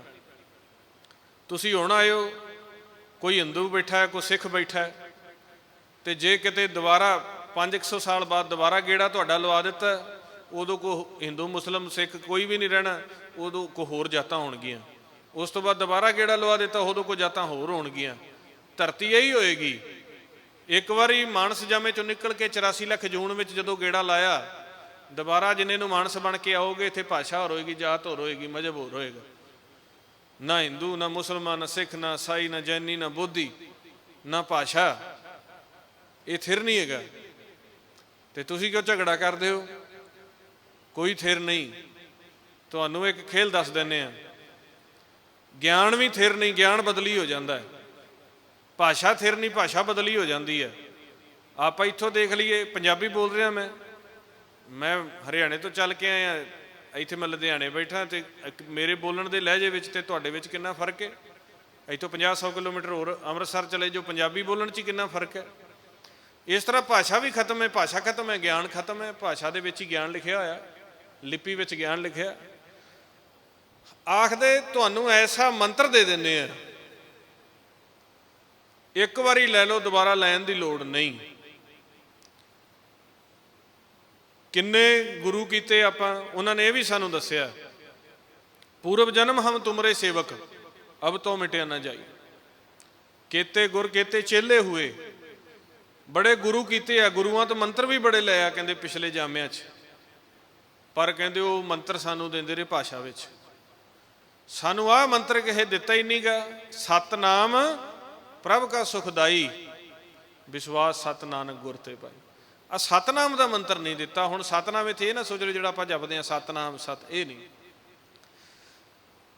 ਕਾਚੇ ਗੁਰ ਤੇ ਮੁਕਤ ਨਾ ਹੁਆ, ਕਿਸੇ ਕੋਈ ਮੰਤਰ ਦੇ ਦਿੱਤਾ, ਕਿਸੇ ਕੋਈ ਦੇ ਦਿੱਤਾ। ਗੁਰੂ ਨਾਨਕ ਦੇਵ ਮਹਾਰਾਜ ਜੀ ਨੇ ਵਾਹਿਗੁਰੂ ਜਪਾ ਕੇ ਸਾਨੂੰ ਉਹ ਅਨਾਹਦ ਮੰਤਰ ਦੇ ਦਿੱਤਾ, ਆਦ ਜੁਗਾਦ ਜਾ ਕਾ ਵੱਡ ਪ੍ਰਤਾਪ,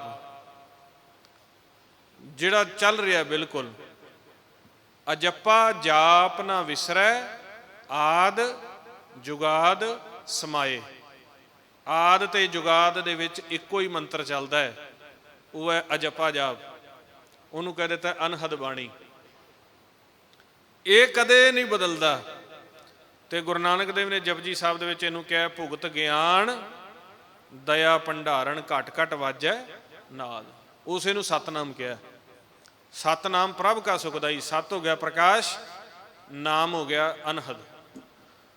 ਅਨਹਦ ਰੂਪੀ ਜਿਹੜਾ ਨਾਮ ਹੈ, ਜਿਹਨੂੰ ਓਂਕਾਰ ਇੱਕ ਹੈ, ਇੱਕ ਹੈ ਧੁਨ ਅਲਾਪਾ ਹੈ ਵੀ ਕਿਹਾ ਹੈ, ਜਿਹੜਾ ਓਂਕਾਰ ਨਾਮ ਹੈ, ਜੋ ਕਿ ਆਕਾਰ ਤੋਂ ਵੀ ਰਹਿਤ ਹੈ, ਲਿਖਣ ਤੋਂ ਵੀ ਰਹਿਤ ਹੈ, ਨਾ ਬੋਲਣ ਵਿੱਚ ਆਵੇ, ਨਾ ਪੜ੍ਹਨ ਵਿੱਚ ਆਵੇ, ਨਾ ਲਿਖਣ ਵਿੱਚ ਆਵੇ, ਸੁਣਿਆ ਜਾ ਸਕਦਾ। ਉਹ ਇੱਕ ਹੀ ਧੁਨ ਚੱਲਦੀ ਹੈ।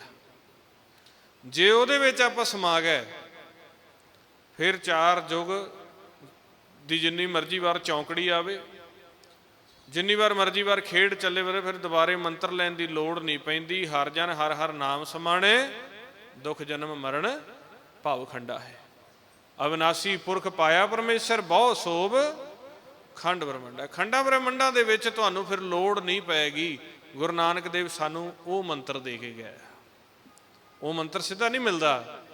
ਉਹਨਾਂ ਨੇ ਕਿਹਾ ਉਸ ਮੰਤਰ ਦੇ ਲਈ ਤੁਹਾਨੂੰ ਮਿਹਨਤ ਕਰਨੀ ਪਏਗੀ। ਅਖਰੀ ਨਾਮ ਅਖਰੀ ਸਲਾਹ ਅਖਰੀ ਗਿਆਨ ਗੀਤ ਗੁਣ ਗਾ। ਪਹਿਲੋਂ ਅੱਖਰਾਂ ਦੁਆਰਾ ਜਪਣਾ ਪਊ। ਆਪਾਂ ਹੁਣ ਜਪ ਰਹੇ ਸੀ ਵਾਹਿਗੁਰੂ, ਤੇ ਅੱਖਰਾਂ ਦੁਆਰਾ ਗਿਆਨ ਵੀ ਕਰ ਰਹੇ ਹਾਂ, ਬਚਨ ਕਰ ਰਹੇ ਮਹਾਰਾਜ ਸੱਚੇ ਪਾਤਸ਼ਾਹੀ ਦੇ ਗੁਰਮੁਖੀ ਅੱਖਰਾਂ ਦੁਆਰਾ, ਤੇ ਗੀਤ ਵੀ ਗਾ ਰਹੇ ਹਾਂ। ਪਰ ਇਸ ਤਰ੍ਹਾਂ ਗਿਆਨ ਕਰਦੇ ਕਰਦੇ, ਸਿਮਰਨ ਕਰਦੇ ਕਰਦੇ ਜਦੋਂ ਕਿਰਪਾ ਹੋ ਗਈ ਤੇ ਸਾਡੇ ਅੰਦਰ ਉਹ ਆਦ ਜੁਗਾਦ ਸਮਾਏ ਵਾਲਾ ਜਿਹੜਾ ਸ਼ਬਦ ਚੱਲ ਪਿਆ, ਕਿਸੇ ਭਾਸ਼ਾ 'ਚ ਨਹੀਂ ਚੱਲਦਾ, ਅਨਾਹਦ ਭਾਸ਼ਾ ਹੈ। ਬਸ ਫਿਰ ਸਾਡੇ ਤੇ ਕਿਰਪਾ ਹੋ ਜਾਏ। ਫਿਰ ਉਹਨੂੰ ਸ਼ਬਦ ਸਤ ਸਤ ਪ੍ਰਭ ਬਖਤਾ, ਸੁਰਤ ਸਤ ਸਤ ਜਸ ਸੁਨਤਾ। ਕਹਿੰਦੇ ਸੁਰਤੀ ਫਿਰ ਆਪ ਨਹੀਂ ਬੋਲਦੀ, ਪਰਮੇਸ਼ਰ ਉਸ ਸ਼ਬਦ ਬਖਤਾ ਹੈ ਤੇ ਸੁਰਤੀ ਉਸ ਜਸ ਨੂੰ ਸੁਣਦੀ ਹੈ। ਕਿੱਥੇ ਬੈਠ ਕੇ ਸੁਣਦੀ ਹੈ? ਉਹ ਮਹਾਰਾਜ ਸੱਚੇ ਪਾਤਸ਼ਾਹ ਜੀ ਫਿਰ ਕਹਿੰਦੇ ਨੇ, ਨੌ ਦਰ ਠਾਕੇ ਧਾਵਤ ਰਹਾਏ, ਦਸਵੇਂ ਨਿਜ ਘਰ ਵਾਸਾ ਪਾਏ। ਉੱਥੇ ਅਨਹਦ ਸ਼ਬਦ ਵਜਾ ਦਿਨ ਰਾਤ, ਆਪ ਦੇ ਅੰਦਰ ਸਹਿਜ ਦੇ ਵਿੱਚ ਬੈਠ ਕੇ। ਜਿਹਨੂੰ ਮਹਾਰਾਜ ਕਹਿੰਦੇ ਫਿਰ ਸਾਨੂੰ ਉਹ ਮੰਤਰ ਦਿਖਾਇਆ, ਘਰ ਮੈਂ ਘਰ ਦਿਖਾਏ ਦੇ, ਸੋ ਸਤਿਗੁਰ ਪੁਰਖ ਸੁਜਾਨ, ਪੰਜ ਸ਼ਬਦ ਧੁਨਕਾਰ ਧੁਨ ਤਹਿ ਬਾਜੈ ਸ਼ਬਦ ਨਿਸ਼ਾਨ। ਫਿਰ ਉੱਥੇ ਉਹ ਕਿਰਪਾ ਹੈ। ਆਪਾਂ ਵੀ ਉਸ ਮੰਤਰ ਦੀ ਪ੍ਰਾਪਤੀ ਕਰਨੀ ਹੈ, ਉਹ ਸਾਡੇ ਅੰਦਰੋਂ ਹੀ ਚੱਲਣਾ। ਅਸੀਂ ਤਾਂ ਤੁਹਾਨੂੰ ਕੋਈ ਦੇਣਾ ਨਹੀਂ। ਅਸੀਂ ਤਾਂ ਜੋ ਗੁਰੂ ਨਾਨਕ ਸੱਚੇ ਪਾਤਸ਼ਾਹ ਜੀ ਦਾ ਬਚਨ ਹੈ, ਵਾਹਿਗੁਰੂ ਜਾਪ ਦਾ, ਉਹ ਆਪਾਂ ਸਾਰਿਆਂ ਨੇ ਬਚਨ ਉਹਨਾਂ ਨੇ ਦਿੱਤਾ ਹੋਇਆ, ਆਪਾਂ ਕਮਾਉਣਾ ਹੀ ਆ ਬਸ ਸਾਰਿਆਂ ਨੇ ਰਲ ਕੇ। ਬਚਨ ਤਾਂ ਆਪਣੇ ਕੋਲ ਹੈ, ਕੋਈ ਅਸੀਂ ਵੱਖਰਾ ਬਚਨ ਨਹੀਂ ਤੁਹਾਨੂੰ ਦੇ ਰਿਹਾ। ਗੁਰੂ ਨਾਨਕ ਦੇਵ ਨੇ ਬਚਨ ਆਏ ਸੀ, ਉਹ ਦੇ ਗਏ ਸੀ, ਦੇ ਕੇ ਉਸ ਤੋਂ ਮੁੜ ਕੇ ਮੋਹਰ ਲਾ ਕੇ ਲਿਖ ਵੀ ਗਏ ਨੇ ਵਿੱਚ। ਉਸੇ ਬਚਨ ਨੂੰ ਹੀ ਆਪਾਂ ਕਮਾਉਣੇ ਪਏ ਆ। 500 ਸਾਲ ਹੋ ਗਏ ਨੇ। ਜਿਨ੍ਹਾਂ ਨੇ ਤਾਂ ਕਮਾ ਲਿਆ ਸਮੇਂ ਸਿਰ ਆਪਦੇ ਘਰ ਚਲੇ ਗਏ, ਜਿਨ੍ਹਾਂ ਨੇ ਨਹੀਂ ਕਮਾਇਆ ਉਹਨਾਂ ਨੂੰ ਹੱਲਾਸ਼ੇਰੀ ਦੇਣ ਵਾਸਤੇ ਉਹ ਆਪਦੇ ਸੰਤ ਸਾਧੂ ਪ੍ਰਗਟ ਕਰਦਾ ਰਹਿੰਦਾ ਵੀ ਆਓ ਜਿਨੀ ਨਾਮ ਤੇ ਆਇਆ, ਗਏ ਮਸ਼ੱਕਤ ਕਾਲ, ਚੱਲੀਏ ਮਸ਼ੱਕਤ ਘਾਲੀਏ ਤੇ ਚੱਲੀਏ। ਇੱਥੇ ਕੀ ਕਰਨਾ? ਨਾਨਕ ਤੇ ਮੁਖ ਉਜਲੇ ਔਰ ਕੀਤੀ ਛੁੱਟੀ ਨਾਲ। ਉਹ ਆਪਦੇ ਸੰਤਾਂ ਸਾਧੂਆਂ ਨੂੰ ਕਹਿੰਦਾ ਵੀ ਜਾਓ, ਬਚਨ ਅਸੀਂ ਦਿੱਤਾ ਹੋਇਆ, ਅਸੀਂ ਪ੍ਰਚਾਰ ਕੀਤਾ, ਲੋਕਾਈ ਦਾ ਭਲਾ ਹੋਇਆ। ਹੁਣ ਜਿਹੜੇ ਲੈ ਗਏ ਨੇ, ਰਹਿ ਗਏ ਆ, ਉਹਨਾਂ ਨੂੰ ਸਾਰਿਆਂ ਨੂੰ ਸ਼ਬਦ ਦੇ ਬੇੜੇ ਤੇ ਲੈ ਕੇ ਆਓ। ਉਹ ਫਿਰ ਗੁਰੂ ਗ੍ਰੰਥ ਸਾਹਿਬ ਦੀ ਡਿਊਟੀ ਲੱਗ ਗਈ। ਦੀਨ ਦਿਆਲ ਭਰੋਸੇ ਤੇਰੇ, ਸਭ ਪਰਿਵਾਰ ਚੜਾਇਆ ਬੇੜੇ। ਉਹ ਸ਼ਬਦ ਦੇ ਬੇੜੇ ਤੇ ਚੜ੍ਹਨਾ ਆਪਾਂ ਸਾਰਿਆਂ ਨੇ। ਉਹ ਤਰੀਕਾ ਵੀ ਸਾਨੂੰ ਦੱਸ ਗਏ ਆ, ਜੋ ਪ੍ਰਭ ਕੋ ਮਿਲ ਬੋ ਚਾਹੈ, ਖੋਜ ਸ਼ਬਦ ਮੈਂ ਲੈ। ਵਾਹਿਗੁਰੂ ਦਾ ਜਾਪ ਅਸੀਂ ਜਪਣਾ ਹੈ। ਸੁਣੋ ਨੰਦ ਲਾਲ ਇੱਕ ਰਾਜ ਪ੍ਰਗਟ ਕਰੂੰਗਾ ਆਪਣਾ ਰਾਜ, ਚਾਰ ਵਰਨ ਇੱਕ ਵਰਨ ਕਰਾਊਂ, ਵਾਹਿਗੁਰੂ ਕਾ ਜਾਪ ਜਪਾਊਂ। ਵਾਹਿਗੁਰੂ ਦਾ ਅਸੀਂ ਜਾਪ ਜਪਣਾ। ਵਾਹਿਗੁਰੂ ਦਾ ਜਾਪ ਤਰੀਕੇ ਦੇ ਨਾਲ ਜਪ ਕੇ ਜਿਹੜੇ ਵਿਚਾਰਾਂ ਦੀ ਕੂੜ ਦੀ ਪਾਲ ਸਾਡੇ ਅੰਦਰ ਖੜੀ ਹੋਈ ਹੈ, ਉਹਨੂੰ ਤੋੜ ਕੇ ਤੇ ਅਸੀਂ ਅੰਦਰ ਸਮਾਧ ਦੇ ਵਿੱਚ ਬੈਠਣਾ। ਗੁਰਬਾਣੀ ਗੁਰੂ ਜੋ ਲਿਖੇ ਗਏ ਨੇ, ਇਹ ਤੁਹਾਨੂੰ ਫਿਰ ਅਸੀਂ ਦੱਸ ਦਈਏ, ਤੁਸੀਂ ਫਿਰ ਚਿੱਤ 'ਚ ਵਸਾਉਣਾ ਹੈ। ਇਹ ਵੈਸੇ ਨਹੀਂ ਲਿਖੇ ਗਏ, ਅੱਜ ਦੇ ਸਮਾਜ ਦੇ ਹਾਲਾਤ ਨੂੰ ਦੇਖ ਕੇ ਲਿਖੇ। ਇਹ ਜਦੋਂ ਤੋਂ ਆਦ ਤੋਂ ਜੁਗਾਦ ਪ੍ਰਗਟ ਹੋਇਆ, ਇਹ ਉਹ ਸਾਰਾ ਪ੍ਰੈਕਟੀਕਲ ਦੇਖ ਕੇ ਮਹਾਰਾਜ ਨੇ ਲਿਖਿਆ ਤੇ ਨਿਚੋੜ ਕੱਢਿਆ ਵੀ ਕੁਝ ਵੀ ਨਹੀਂ ਹੈ ਇੱਥੇ। ਤੇ ਕਸੁੰਭ ਦਾ ਫੁੱਲ ਕਹਿ ਦਿੱਤਾ ਗਿਆ ਸੰਸਾਰ ਨੂੰ, ਕੱਚਾ ਰੰਗ ਕਸੁੰਭ ਕਾ ਥੋੜੜਿਆਂ ਦੇ ਵਿੱਚ। ਵੀ ਜਿਵੇਂ ਕਸੁੰਭੇ ਦਾ ਫੁੱਲ ਹੁੰਦਾ ਹੈ, ਬੜਾ ਦਿਖਣ ਨੂੰ ਸੋਹਣਾ ਹੁੰਦਾ ਹੈ, ਪਰ ਉਹਦਾ ਰੰਗ ਜਿਹੜਾ ਹੈ ਆਮ ਫੁੱਲਾਂ ਦੇ ਨਾਲੋਂ ਥੋੜ੍ਹੇ ਸਮੇਂ ਲਈ ਹੁੰਦਾ ਹੈ, ਜੇ ਹੱਥ 'ਚ ਵੀ ਫੜ ਲਈਏ ਝੜ ਜਾਂਦਾ। ਇਸ ਕਰਕੇ ਸੰਸਾਰ ਦੀ ਜਿਹੜੀ ਖੇਡ ਹੈ, ਇਹਦੇ ਵਿੱਚ ਸਾਨੂੰ ਇਹ ਨਹੀਂ ਕਿਹਾ ਵੀ ਇਹਦੀਆਂ ਸਹੂਲਤਾਂ ਹੀ ਮੰਗੀ ਜਾਓ। ਅਸੀਂ ਤਾਂ ਮਹਾਰਾਜ ਦੇ ਅੱਗੇ ਆ ਜਾਂਦੇ। ਇੱਥੇ ਆ ਕੇ ਅਸੀਂ ਆਪਦੇ ਜੀਵਨ ਦਾ ਮਨੋਰਥ ਖੋਜਦੇ ਨਹੀਂ, ਅਭਿਆਸ ਨਹੀਂ ਕਰਦੇ। ਇੰਨੇ ਕਰੋੜਾਂ ਰੁਪਏ ਲਾ ਕੇ ਇੰਨੇ ਸੋਹਣੇ ਮਹਿਲ ਬਣਾਏ ਹੋਏ ਸਤਿਗੁਰ ਦੇ, ਅਸੀਂ ਤਾਂ ਲਿਸਟ ਬਣਾਉਂਦੇ ਹਾਂ ਇੱਥੇ ਆ ਕੇ। ਮਹਾਰਾਜ ਜੀ ਕਹਿੰਦੇ ਨੇ ਲਿਸਟਾਂ ਬਣਾਉਂਦੇ 4 ਯੁੱਗ ਹੋ ਗਏ, ਲਿਸਟ ਪੂਰੀ ਨਹੀਂ ਹੋਈ। ਹਾਂਜੀ, ਅਸੀਂ ਖਾਣ ਦੇ ਲਈ ਮੰਗਦੇ ਹਾਂ, ਜਦੋਂ ਖਾਣ ਦੇ ਲਈ ਮੰਗ ਲਿਆ, ਉਹ ਜਦੋਂ ਖਾਧਾ ਜਾਊਗਾ ਤੇ ਖਤਮ ਹੋਏਗਾ, ਫਿਰ ਮੰਗਾਂਗੇ। ਖਾਣ ਦੇ ਲਈ ਪੈਸਾ ਮੰਗਿਆ, ਖਾਣ ਦੇ ਲਈ ਦੌਲਤ ਮੰਗ ਲਈ, ਅੰਨ ਮੰਗ ਲਿਆ, ਦੇ ਵੀ ਦਿੰਦੇ ਨੇ। ਪਰ ਇਹ ਨਹੀਂ ਕਹਿੰਦੇ ਵੀ ਖਾਣ ਲਈ ਤਾਂ ਦੇ ਦਿੱਤਾ, ਵੀ ਹੁਣ ਇਹ ਜਿਹੜੀ ਸੰਤੋਖ ਵੀ ਦੇ ਦਿਓ, ਫਿਰ ਜੇ ਹੁਣ ਮੁੱਕ ਜਾਏਗਾ ਤੇ ਫਿਰ ਮੰਗਣ ਆਵਾਂਗੇ। ਇਹ ਕਦੋਂ ਤੱਕ ਚੱਲੇਗਾ? ਹਾਂਜੀ, ਮਹਾਰਾਜ ਕਹਿੰਦੇ ਬਿਨ ਸੰਤੋਖ ਨਹੀਂ ਕੋ ਰਾਜੇ।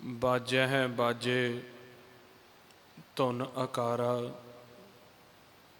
ਆਪ ਵਜਾਏ ਵਜਾਵਣ ਹਾਰਾ। ਇਸ ਤਰ੍ਹਾਂ ਫਿਰ ਜਦੋਂ ਗੁਰਮੁਖ ਸਾਹਿਬ ਦੇ ਵਿੱਚ ਜਾ ਕੇ ਪ੍ਰੈਕਟੀਕਲ ਕੀਤਾ ਗੁਰਮੁਖਾਂ ਨੇ, ਉਹਨਾਂ ਨੇ ਸਾਡੀ ਭਾਸ਼ਾ ਦੇ ਵਿੱਚ ਬੜਾ ਸਰਲ ਕਰਕੇ ਕਹਿ ਦਿੱਤਾ, ਬਾਜਾ ਹੈ ਬਾਜੇ ਧੁਨ ਆਕਾਰਾ। ਜਿੰਨੇ ਵੀ ਆਕਾਰ ਆ ਕਹਿੰਦੇ ਸਾਰਿਆਂ ਦੇ ਵਿੱਚ ਬਾਜੇ ਵੱਜਦੇ ਆ, ਧੁਨ ਵੱਜਦੀ ਆ। ਤੇ ਕਹਿੰਦੇ ਵਜਾਉਂਦਾ ਕੌਣ ਹੈ? ਕਹਿੰਦੇ ਆਪ ਵਜਾਏ, ਆਪ ਵਜਾਉਂਦੇ ਆ। ਜਿਨ੍ਹਾਂ ਤੇ ਖੁਸ਼ ਹੁੰਦੇ ਆ, ਟੁੱਟਦੇ ਆ, ਉਹਨਾਂ ਦੇ ਅੰਦਰ ਆਪ ਫਿਰ ਕਾਨ ਬਣ ਕੇ ਬਾਂਸਰੀ ਵਜਾਉਂਦਾ ਆ। ਧੰਨ ਧੰਨ ਉਹ ਰਾਮ ਬੇਣ ਵਾਜੇ, ਮਧੁਰ ਮਧੁਰ ਧੁਨ ਅਨਹਤ ਗਾਜੇ। ਉਹਨਾਂ ਦੇ ਅੰਦਰ ਆਪ ਉਹ ਪ੍ਰਕਾਸ਼ ਰੂਪੀ ਮਾਲਕ ਸੱਚੇ ਪਾਤਸ਼ਾਹ ਉਹ ਅਨਹਤ ਬੇਣ ਵਜਾਉਂਦੇ ਆ। ਮਧੁਰ ਮਧੁਰ ਕਹਿੰਦੇ ਅਨਹਤ ਗੱਜਦਾ ਆ। ਤੇ ਸੱਚੇ ਪਾਤਸ਼ਾਹ ਕਹਿੰਦੇ ਜੋ ਐਸੇ ਵਡਭਾਗੇ ਇਸ ਸੰਸਾਰ ਦੇ ਵਿੱਚ ਆਏ ਹੋਏ ਨੇ, ਜਿਨ੍ਹਾਂ ਨੇ ਮਨੋਰਥ ਪੂਰਾ ਕਰ ਲਿਆ, ਫਿਰ ਜਦੋਂ ਅਸੀਂ ਉਸ ਅਨਹਦ ਧੁਨ ਨੂੰ ਲਗਾਤਾਰ ਸੁਣਦੇ ਹਾਂ ਨਾ ਵਾਹਿਗੁਰੂ ਜੀ, ਕਿਉਂਕਿ ਅਨਹਦ ਧੁਨ ਸੱਚ ਦੇ ਵਿੱਚੋਂ ਪ੍ਰਗਟ ਹੁੰਦੀ ਹੈ, ਤੇ ਧੁਨ ਨੂੰ ਸੁਣਦਿਆਂ ਸੁਣਦਿਆਂ ਸਾਡੀ ਸੁਰਤੀ ਵੀ ਉਸ ਸੱਚ ਪ੍ਰਕਾਸ਼ ਦੇ ਵਿੱਚ ਚਲੀ ਜਾਂਦੀ ਹੈ, ਜਿਸ ਦੇ ਬਾਰੇ ਮਹਾਰਾਜ ਕਹਿੰਦੇ ਗੁਰ ਸਾਖੀ ਜੋਤ ਪ੍ਰਗਟ ਹੋਏ, ਜੋ ਤਿਸ ਭਾਵੈ ਸੁਆਰਤੀ। ਗੁਰੂ ਦੀ ਸਾਖੀ ਸੁਣਦਿਆਂ ਸੁਣਦਿਆਂ ਕਹਿੰਦੇ ਉਹ ਜੋਤ ਪ੍ਰਗਟ ਹੋ ਜਾਂਦੀ ਹੈ। ਸਾਡੇ ਮਨ ਦੀ ਜੋਤ ਜੋ ਗੁਪਤ ਹੋ ਚੁੱਕੀ ਹੈ, ਸਾਡੇ ਸੱਚੇ ਪਰਮੇਸ਼ਰ ਦੀ ਉਹ ਸਰੂਪ ਜਿਹਨੂੰ ਮਹਾਰਾਜ ਜੀ ਕਹਿੰਦੇ ਆ, ਤੇ ਸਰੂਪ ਨਾ ਰੇਖ ਅਨਾਹਦ ਵਾਜੈ, ਉਸ ਰੂਪ ਦੀ ਪਹਿਚਾਣ ਇਹ ਸ਼ਬਦ ਨਿਰੰਕਾਰ ਦੀ ਆਰਾਧਨਾ ਦੁਆਰਾ ਹੋਣੀ ਹੈ। ਰੂਪ ਨਾ ਰੇਖ ਨਾ ਰੰਗ ਕਿਛ, ਤ੍ਰਹਿ ਗੁਣ ਤੇ ਪ੍ਰਭ ਭਿੰਨ, ਤਿਸਹਿ ਬੁਝਾਵਾ ਨਾਨਕਾ ਜਿਸ ਹੋਵੇ ਸੋ ਪ੍ਰਸੰਨ। ਇਹ ਅਸੀਂ ਉਸ ਸਰੂਪ ਦੀ ਪਹਿਚਾਣ ਕਰਨ ਦੇ ਲਈ, ਇਸ ਮਨੋਰਥ ਦੇ ਲਈ ਅਸੀਂ ਸੰਸਾਰ ਦੇ ਵਿੱਚ ਆਏ। ਹੁਣ ਸਾਨੂੰ ਲੋੜ ਹੈ ਕਮਾਈ ਕਰਨ ਦੀ, ਗੁਰਮੰਤਰ ਦੀ ਕਮਾਈ, ਜੋ ਕਿ ਹਰ ਇੱਕ ਤਰ੍ਹਾਂ ਦੇ ਗਿਆਨ ਤੋਂ ਸਾਨੂੰ ਮੁਕਤ ਕਰ ਦਿੰਦੀ ਹੈ। ਨਾ ਸਾਨੂੰ ਕਿਸੇ ਸੁਚਮਤਾ ਸੰਯਮਤਾ ਦੇ ਵਿੱਚ ਪਾਇਆ, ਨਾ ਸਾਨੂੰ ਕਿਸੇ ਜਾਤ ਮਜ਼ਹਬ ਦੇ ਵਿੱਚ ਪਾਇਆ। ਸਿਰਫ ਤੇ ਸਿਰਫ ਪਰਮੇਸ਼ਰ ਜੀ ਨੇ ਆਪ ਦੇ ਉਸ ਸ਼ਬਦ ਦਾ ਭੇਤ ਦੇ ਕੇ ਸਾਨੂੰ ਸ਼ਬਦ ਕਮਾਈ ਦੇ ਨਾਲ ਜੋੜ ਦਿੱਤਾ ਹੈ, ਪਰਖ ਕੇ ਖਜ਼ਾਨੇ ਦੇ ਵਿੱਚ ਪਾਇਆ ਤੇ ਸਾਨੂੰ ਕਿਹਾ ਵੀ ਤੁਸੀਂ ਇਸ ਨਾਮ ਨੂੰ ਮਨ ਦੇ ਵਿੱਚ ਵਸਾ ਲਓ, ਤੁਹਾਡੇ ਅੰਦਰ ਮੈਂ ਉਹ ਘਨੇਰੇ ਸ਼ਬਦਾਂ ਦਾ ਖਜ਼ਾਨਾ ਪ੍ਰਗਟ ਕਰ ਦਿਆਂਗਾ, ਜਿਸ ਨੂੰ ਸੁਰ ਨਰ ਮੁਨ ਜਨ ਖੋਜ ਖੋਜ ਕੇ ਚਲੇ ਗਏ ਤੇ ਉਹ ਪ੍ਰਾਪਤ ਨਹੀਂ ਹੋਇਆ। ਨਾਮ ਜਿਨ ਕੇ ਮਨ ਵਸਿਆ, ਵਾਜੈ ਸ਼ਬਦ ਘਨੇਰੇ, ਕਹੇ ਨਾਨਕ ਸੱਚੈ ਸਾਹਿਬ ਕਿਆ ਨਹੀਂ ਘਰ ਤੇਰਾ। ਹੈ ਤਾਂ ਸਭ ਮਾਲਕ ਦੇ ਘਰ, ਪਰ ਸਿਰਫ ਮਿਹਨਤ ਕਰਨ ਦੀ ਲੋੜ ਹੈ। ਜਿਸ ਤਰ੍ਹਾਂ ਭੋਜਨ ਕਰਿਆ ਭੋਜਨ ਮੁੱਖ ਦੇ ਵਿੱਚ ਨਹੀਂ ਜਾਂਦਾ, ਮਾਇਆ ਦਾ ਕੋਈ ਵੀ ਪਦਾਰਥ ਹੈ, ਅਸੀਂ ਉਹਨੂੰ ਪ੍ਰਾਪਤ ਕਰਨਾ ਚਾਹੁੰਦੇ ਹਾਂ ਤੇ ਮਿਹਨਤ ਕਰਨੀ ਪੈਂਦੀ। ਇਸੇ ਤਰ੍ਹਾਂ ਮਹਾਰਾਜ ਨੇ ਕਿਹਾ ਆ, ਪ੍ਰਭ ਕੇ ਸਿਮਰਨ ਅਨਹਦ ਚੁਨਕਾਰ, ਸੁਖ ਪ੍ਰਭ ਸਿਮਰਨ ਕਾ ਅੰਤ ਨਾ ਪਾਰ। ਜੇ ਅਨਹਦ ਚੁਨਕਾਰ ਦਾ, ਸੱਚੇ ਪਾਤਸ਼ਾਹ ਜੀ ਦੇ ਉਸ ਦਸਵੇਂ ਘਰ ਦਾ, ਨਿਜ ਘਰ ਦਾ ਤੁਸੀਂ ਸੁੱਖ ਲੈਣਾ ਹੈ ਤੇ ਕਹਿੰਦੇ ਫਿਰ ਮਿਹਨਤ ਕਰਨੀ ਪੈਂਦੀ ਹੈ, ਘਾਲਣੀ ਪੈਂਦੀ, ਸ਼ਬਦ ਦੀ ਕਮਾਈ ਕਰਨੀ ਪੈਂਦੀ। ਨਹੀਂ ਤਾਂ ਸਾਡੀ ਫਿਰ ਦੇਹੀ ਜਿਹੜੀ ਆ ਸੁੰਝੀ ਆਉਂਦੀ ਆ, ਸੁੰਝੀ ਚਲੀ ਜਾਂਦੀ ਹੈ। ਖਿੰਤਾ ਕਾਲ ਕੁਆਰੀ ਕਾਇਆ, ਕੁਆਰੀ ਆਉਂਦੀ ਆ, ਕੁਆਰੀ ਚਲੀ ਜਾਂਦੀ ਹੈ। ਤੇ ਐਸੇ ਜੀਵ ਜਿਹੜੇ ਸੰਸਾਰ ਦੇ ਵਿੱਚ ਆਏ, ਹਿਰਦੇ ਵਿੱਚ ਨਾਮ ਨੂੰ ਵਸਾਇਆ ਨਹੀਂ, ਤੇ ਮਹਾਰਾਜ ਉਹਨਾਂ ਬੜੇ ਬੜੇ ਸਖਤ ਬਚਨ ਬੋਲਦੇ, ਜਿਨ ਹਰ ਹਿਰਦੇ ਨਾਮ ਨ ਵਸਿਓ, ਤਿਨ ਮਾਤ ਕੀਜੈ ਹਰ ਵਾਂਝਾ। ਤਿਨ ਸੁੰਝੀ ਦੇ ਫਿਰੈ ਬਿਨ ਨਾਮੈ, ਉਹ ਖੱਪ ਖੱਪ ਮੂਹੇ ਕਰਾਂ ਜਾ। ਕਹਿੰਦੀ ਐਸੇ ਜਿਹੜੇ ਸੰਸਾਰ ਦੇ ਵਿੱਚ ਆਏ, ਇਸ ਤੋਂ ਚੰਗਾ ਤਾਂ ਮਾਂ ਕਿਤੇ ਬਾਂਝ ਹੀ ਹੋ ਜਾਂਦੀ। ਹਿਰਦੇ ਵਿੱਚ ਨਾਮ ਨਹੀਂ ਵਸਾਇਆ। ਨਾਮ ਦੀ ਕਿੰਨੀ ਵਡਿਆਈ ਹੈ। ਇੱਕ ਤਾਂ ਸਾਡੇ ਮਨ ਨੂੰ ਦੁੱਖਾਂ ਤੋਂ ਰਹਿਤ ਰੱਖਣਾ, ਹਰ ਇੱਕ ਤਰ੍ਹਾਂ ਦੇ ਪਦਾਰਥ ਦੀ ਪ੍ਰਾਪਤੀ ਕਰਵਾਉਣੀ, ਫਿਰ ਜੋ ਸਾਨੂੰ ਸਭ ਤੋਂ ਵੱਡਾ ਰੋਗ ਲੱਗਾ ਹੋਇਆ ਜਨਮ ਮਰਨ ਦਾ, ਉਹਨੂੰ ਖਤਮ ਕਰਨਾ, ਤੇ ਮਾਲਕ ਦੇ ਘਰ ਦੇ ਵਿੱਚ ਸ਼ੋਭਾ ਦਿਵਾਉਣੀ। ਸੰਸਾਰ ਦਾ ਕਿੰਨਾ ਗਿਆਨ ਸਾਨੂੰ ਯਾਦ ਹੈ, ਕਿੰਨੇ ਬਚਨ, ਕਿੰਨੇ ਨਾਮ, ਕਿੰਨੇ ਹਿਸਾਬ ਕਿਤਾਬ ਸਾਨੂੰ ਯਾਦ ਹੈ। ਪਰ ਤੁਸੀਂ ਦੇਖੋ ਵੀ ਇਹ 4 ਅੱਖਰਾਂ ਦਾ ਵਾਹਿਗੁਰੂ ਗੁਰਮੰਤਰ ਸਾਨੂੰ ਕਿਉਂ ਨਹੀਂ ਯਾਦ ਹੁੰਦਾ। ਆਪਾਂ ਚਾਹੁੰਦੇ ਹਾਂ ਵੀ ਸਾਡੇ ਯਾਦ ਦੇ ਵਿੱਚ ਵਸ ਜਾਵੇ, ਆਪਾਂ ਯਤਨ ਵੀ ਕਰਦੇ ਹਾਂ, ਪਰ ਯਾਦ ਨਹੀਂ ਹੁੰਦਾ। ਇੱਥੋਂ ਪਤਾ ਲੱਗਦਾ ਹੈ ਜੋ ਕਾਲ ਹੈ, ਜੋ ਮਾਇਆ ਹੈ, ਇਹ ਸੰਸਾਰੀ ਤਾਕਤਾਂ ਨੇ, ਇਹ ਸਾਨੂੰ ਨਾਮ ਦੇ ਨਾਲੋਂ ਤੋੜਨਾ ਚਾਹੁੰਦੀਆਂ। ਕਿਉਂਕਿ ਜੇ ਅਸੀਂ ਨਾਮ ਨੂੰ ਮਨ 'ਚ ਵਸਾ ਲਿਆ ਤੇ ਸਾਡੇ ਇਹ ਸਾਰੇ ਰੋਗ ਖਤਮ ਹੋ ਜਾਣਗੇ, ਅਸੀਂ ਕਾਲ ਦੀ ਗਿਰਫਤ 'ਚੋਂ ਬਾਹਰ ਨਿਕਲ ਜਾਵਾਂਗੇ। ਹਉ ਮੈਂ ਨਾਵੇਂ ਨਾਲ ਵਿਰੋਧ ਹੈ, ਦੋਏ ਨਾ ਵਸੈ ਇੱਕ ਠਾਏ।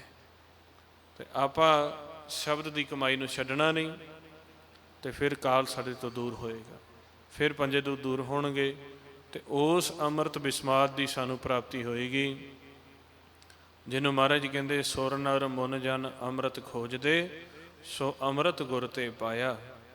ਪਾਇਆ ਅੰਮ੍ਰਿਤ ਗੁਰ ਕਿਰਪਾ ਕੀਨੀ, ਸੱਚਾ ਮਨ ਵਸਾਇਆ। ਫਿਰ ਉਸ ਅੰਮ੍ਰਿਤ ਦੀ ਸਾਨੂੰ ਪ੍ਰਾਪਤੀ ਹੋਣੀ। ਸੋ ਆਓ ਫਿਰ ਗੁਰੂ ਪਿਆਰਿਓ, ਆਪ ਜੀ ਦੇ ਨਾਲ ਇੰਨੇ ਬਚਨ ਕਰਦਿਆਂ ਹੋਇਆਂ, ਗੁਰਬਾਣੀ ਗੁਰੂ ਦੀ ਸਾਂਝ ਪਾਉਂਦਿਆਂ ਹੋਇਆਂ, ਗਿਆਨ ਸ਼ਬਦ ਦੀਆਂ ਵਿਚਾਰਾਂ ਕਰਦਿਆਂ ਹੋਇਆਂ, ਅੱਖਰ ਵਾਧੇ ਘਾਟੇ ਹੋ ਜਾਂਦੇ ਨੇ। ਆਪ ਜੀ ਸੰਗਤ ਗੁਰੂ ਬਖਸ਼ਣਯੋਗ ਹੋ ਜੀ। ਕੱਲ੍ਹ ਦੇ ਦਿਨ, ਐਤਵਾਰ ਵਾਲੇ ਦਿਨ, ਸ਼ਾਮ ਨੂੰ 4 ਤੋਂ 5:30 ਵਜੇ ਤੱਕ ਗੁਰਦੁਆਰਾ ਸ੍ਰੀ ਗੁਰੂ ਤੇਗ ਬਹਾਦਰ ਸਾਹਿਬ ਜੀ BRS ਨਗਰ ਜੇ ਬਲੋਕ ਦੇ ਵਿੱਚ ਹਾਊਸਿੰਗ ਬੋਰਡ ਕਲੋਨੀ, ਉੱਥੇ 4 ਤੋਂ 5:30 ਵਜੇ ਤੱਕ ਆਪਣਾ ਕੱਲ੍ਹ 1.5 ਘੰਟੇ ਦਾ ਫਿਰ ਸਿਮਰਨ ਦੇ ਦੀਵਾਨ ਨੇ। ਇਸੇ ਤਰ੍ਹਾਂ ਵਿਚਾਰ ਹੋਏਗੀ, ਸ਼ਬਦ ਦਾ ਪ੍ਰੈਕਟੀਕਲ ਹੋਏਗਾ, ਧਿਆਨ ਦੇ ਵਿੱਚ ਬੈਠਣ ਦਾ ਪ੍ਰੈਕਟੀਕਲ ਕਰਾਂਗੇ। ਔਰ ਆਪ ਜੀ ਨੇ ਉੱਥੇ ਜ਼ਰੂਰ ਤੋਂ ਜ਼ਰੂਰ ਹਾਜ਼ਰੀਆਂ ਭਰਨੀਆਂ ਜੀ। ਅੱਜ ਦੀਆਂ ਹਾਜ਼ਰੀਆਂ ਪ੍ਰਵਾਨ ਕਰ ਲੈਣਾ। ਅੱਖਰ ਵਾਧੇ ਘਟੇ ਦੀ ਭੁੱਲ ਚੁੱਕ ਦੀ ਮੁਆਫੀ ਜੀ। ਵਾਹਿਗੁਰੂ ਜੀ ਕਾ ਖਾਲਸਾ, ਵਾਹਿਗੁਰੂ ਜੀ ਕੀ ਫਤਿਹ।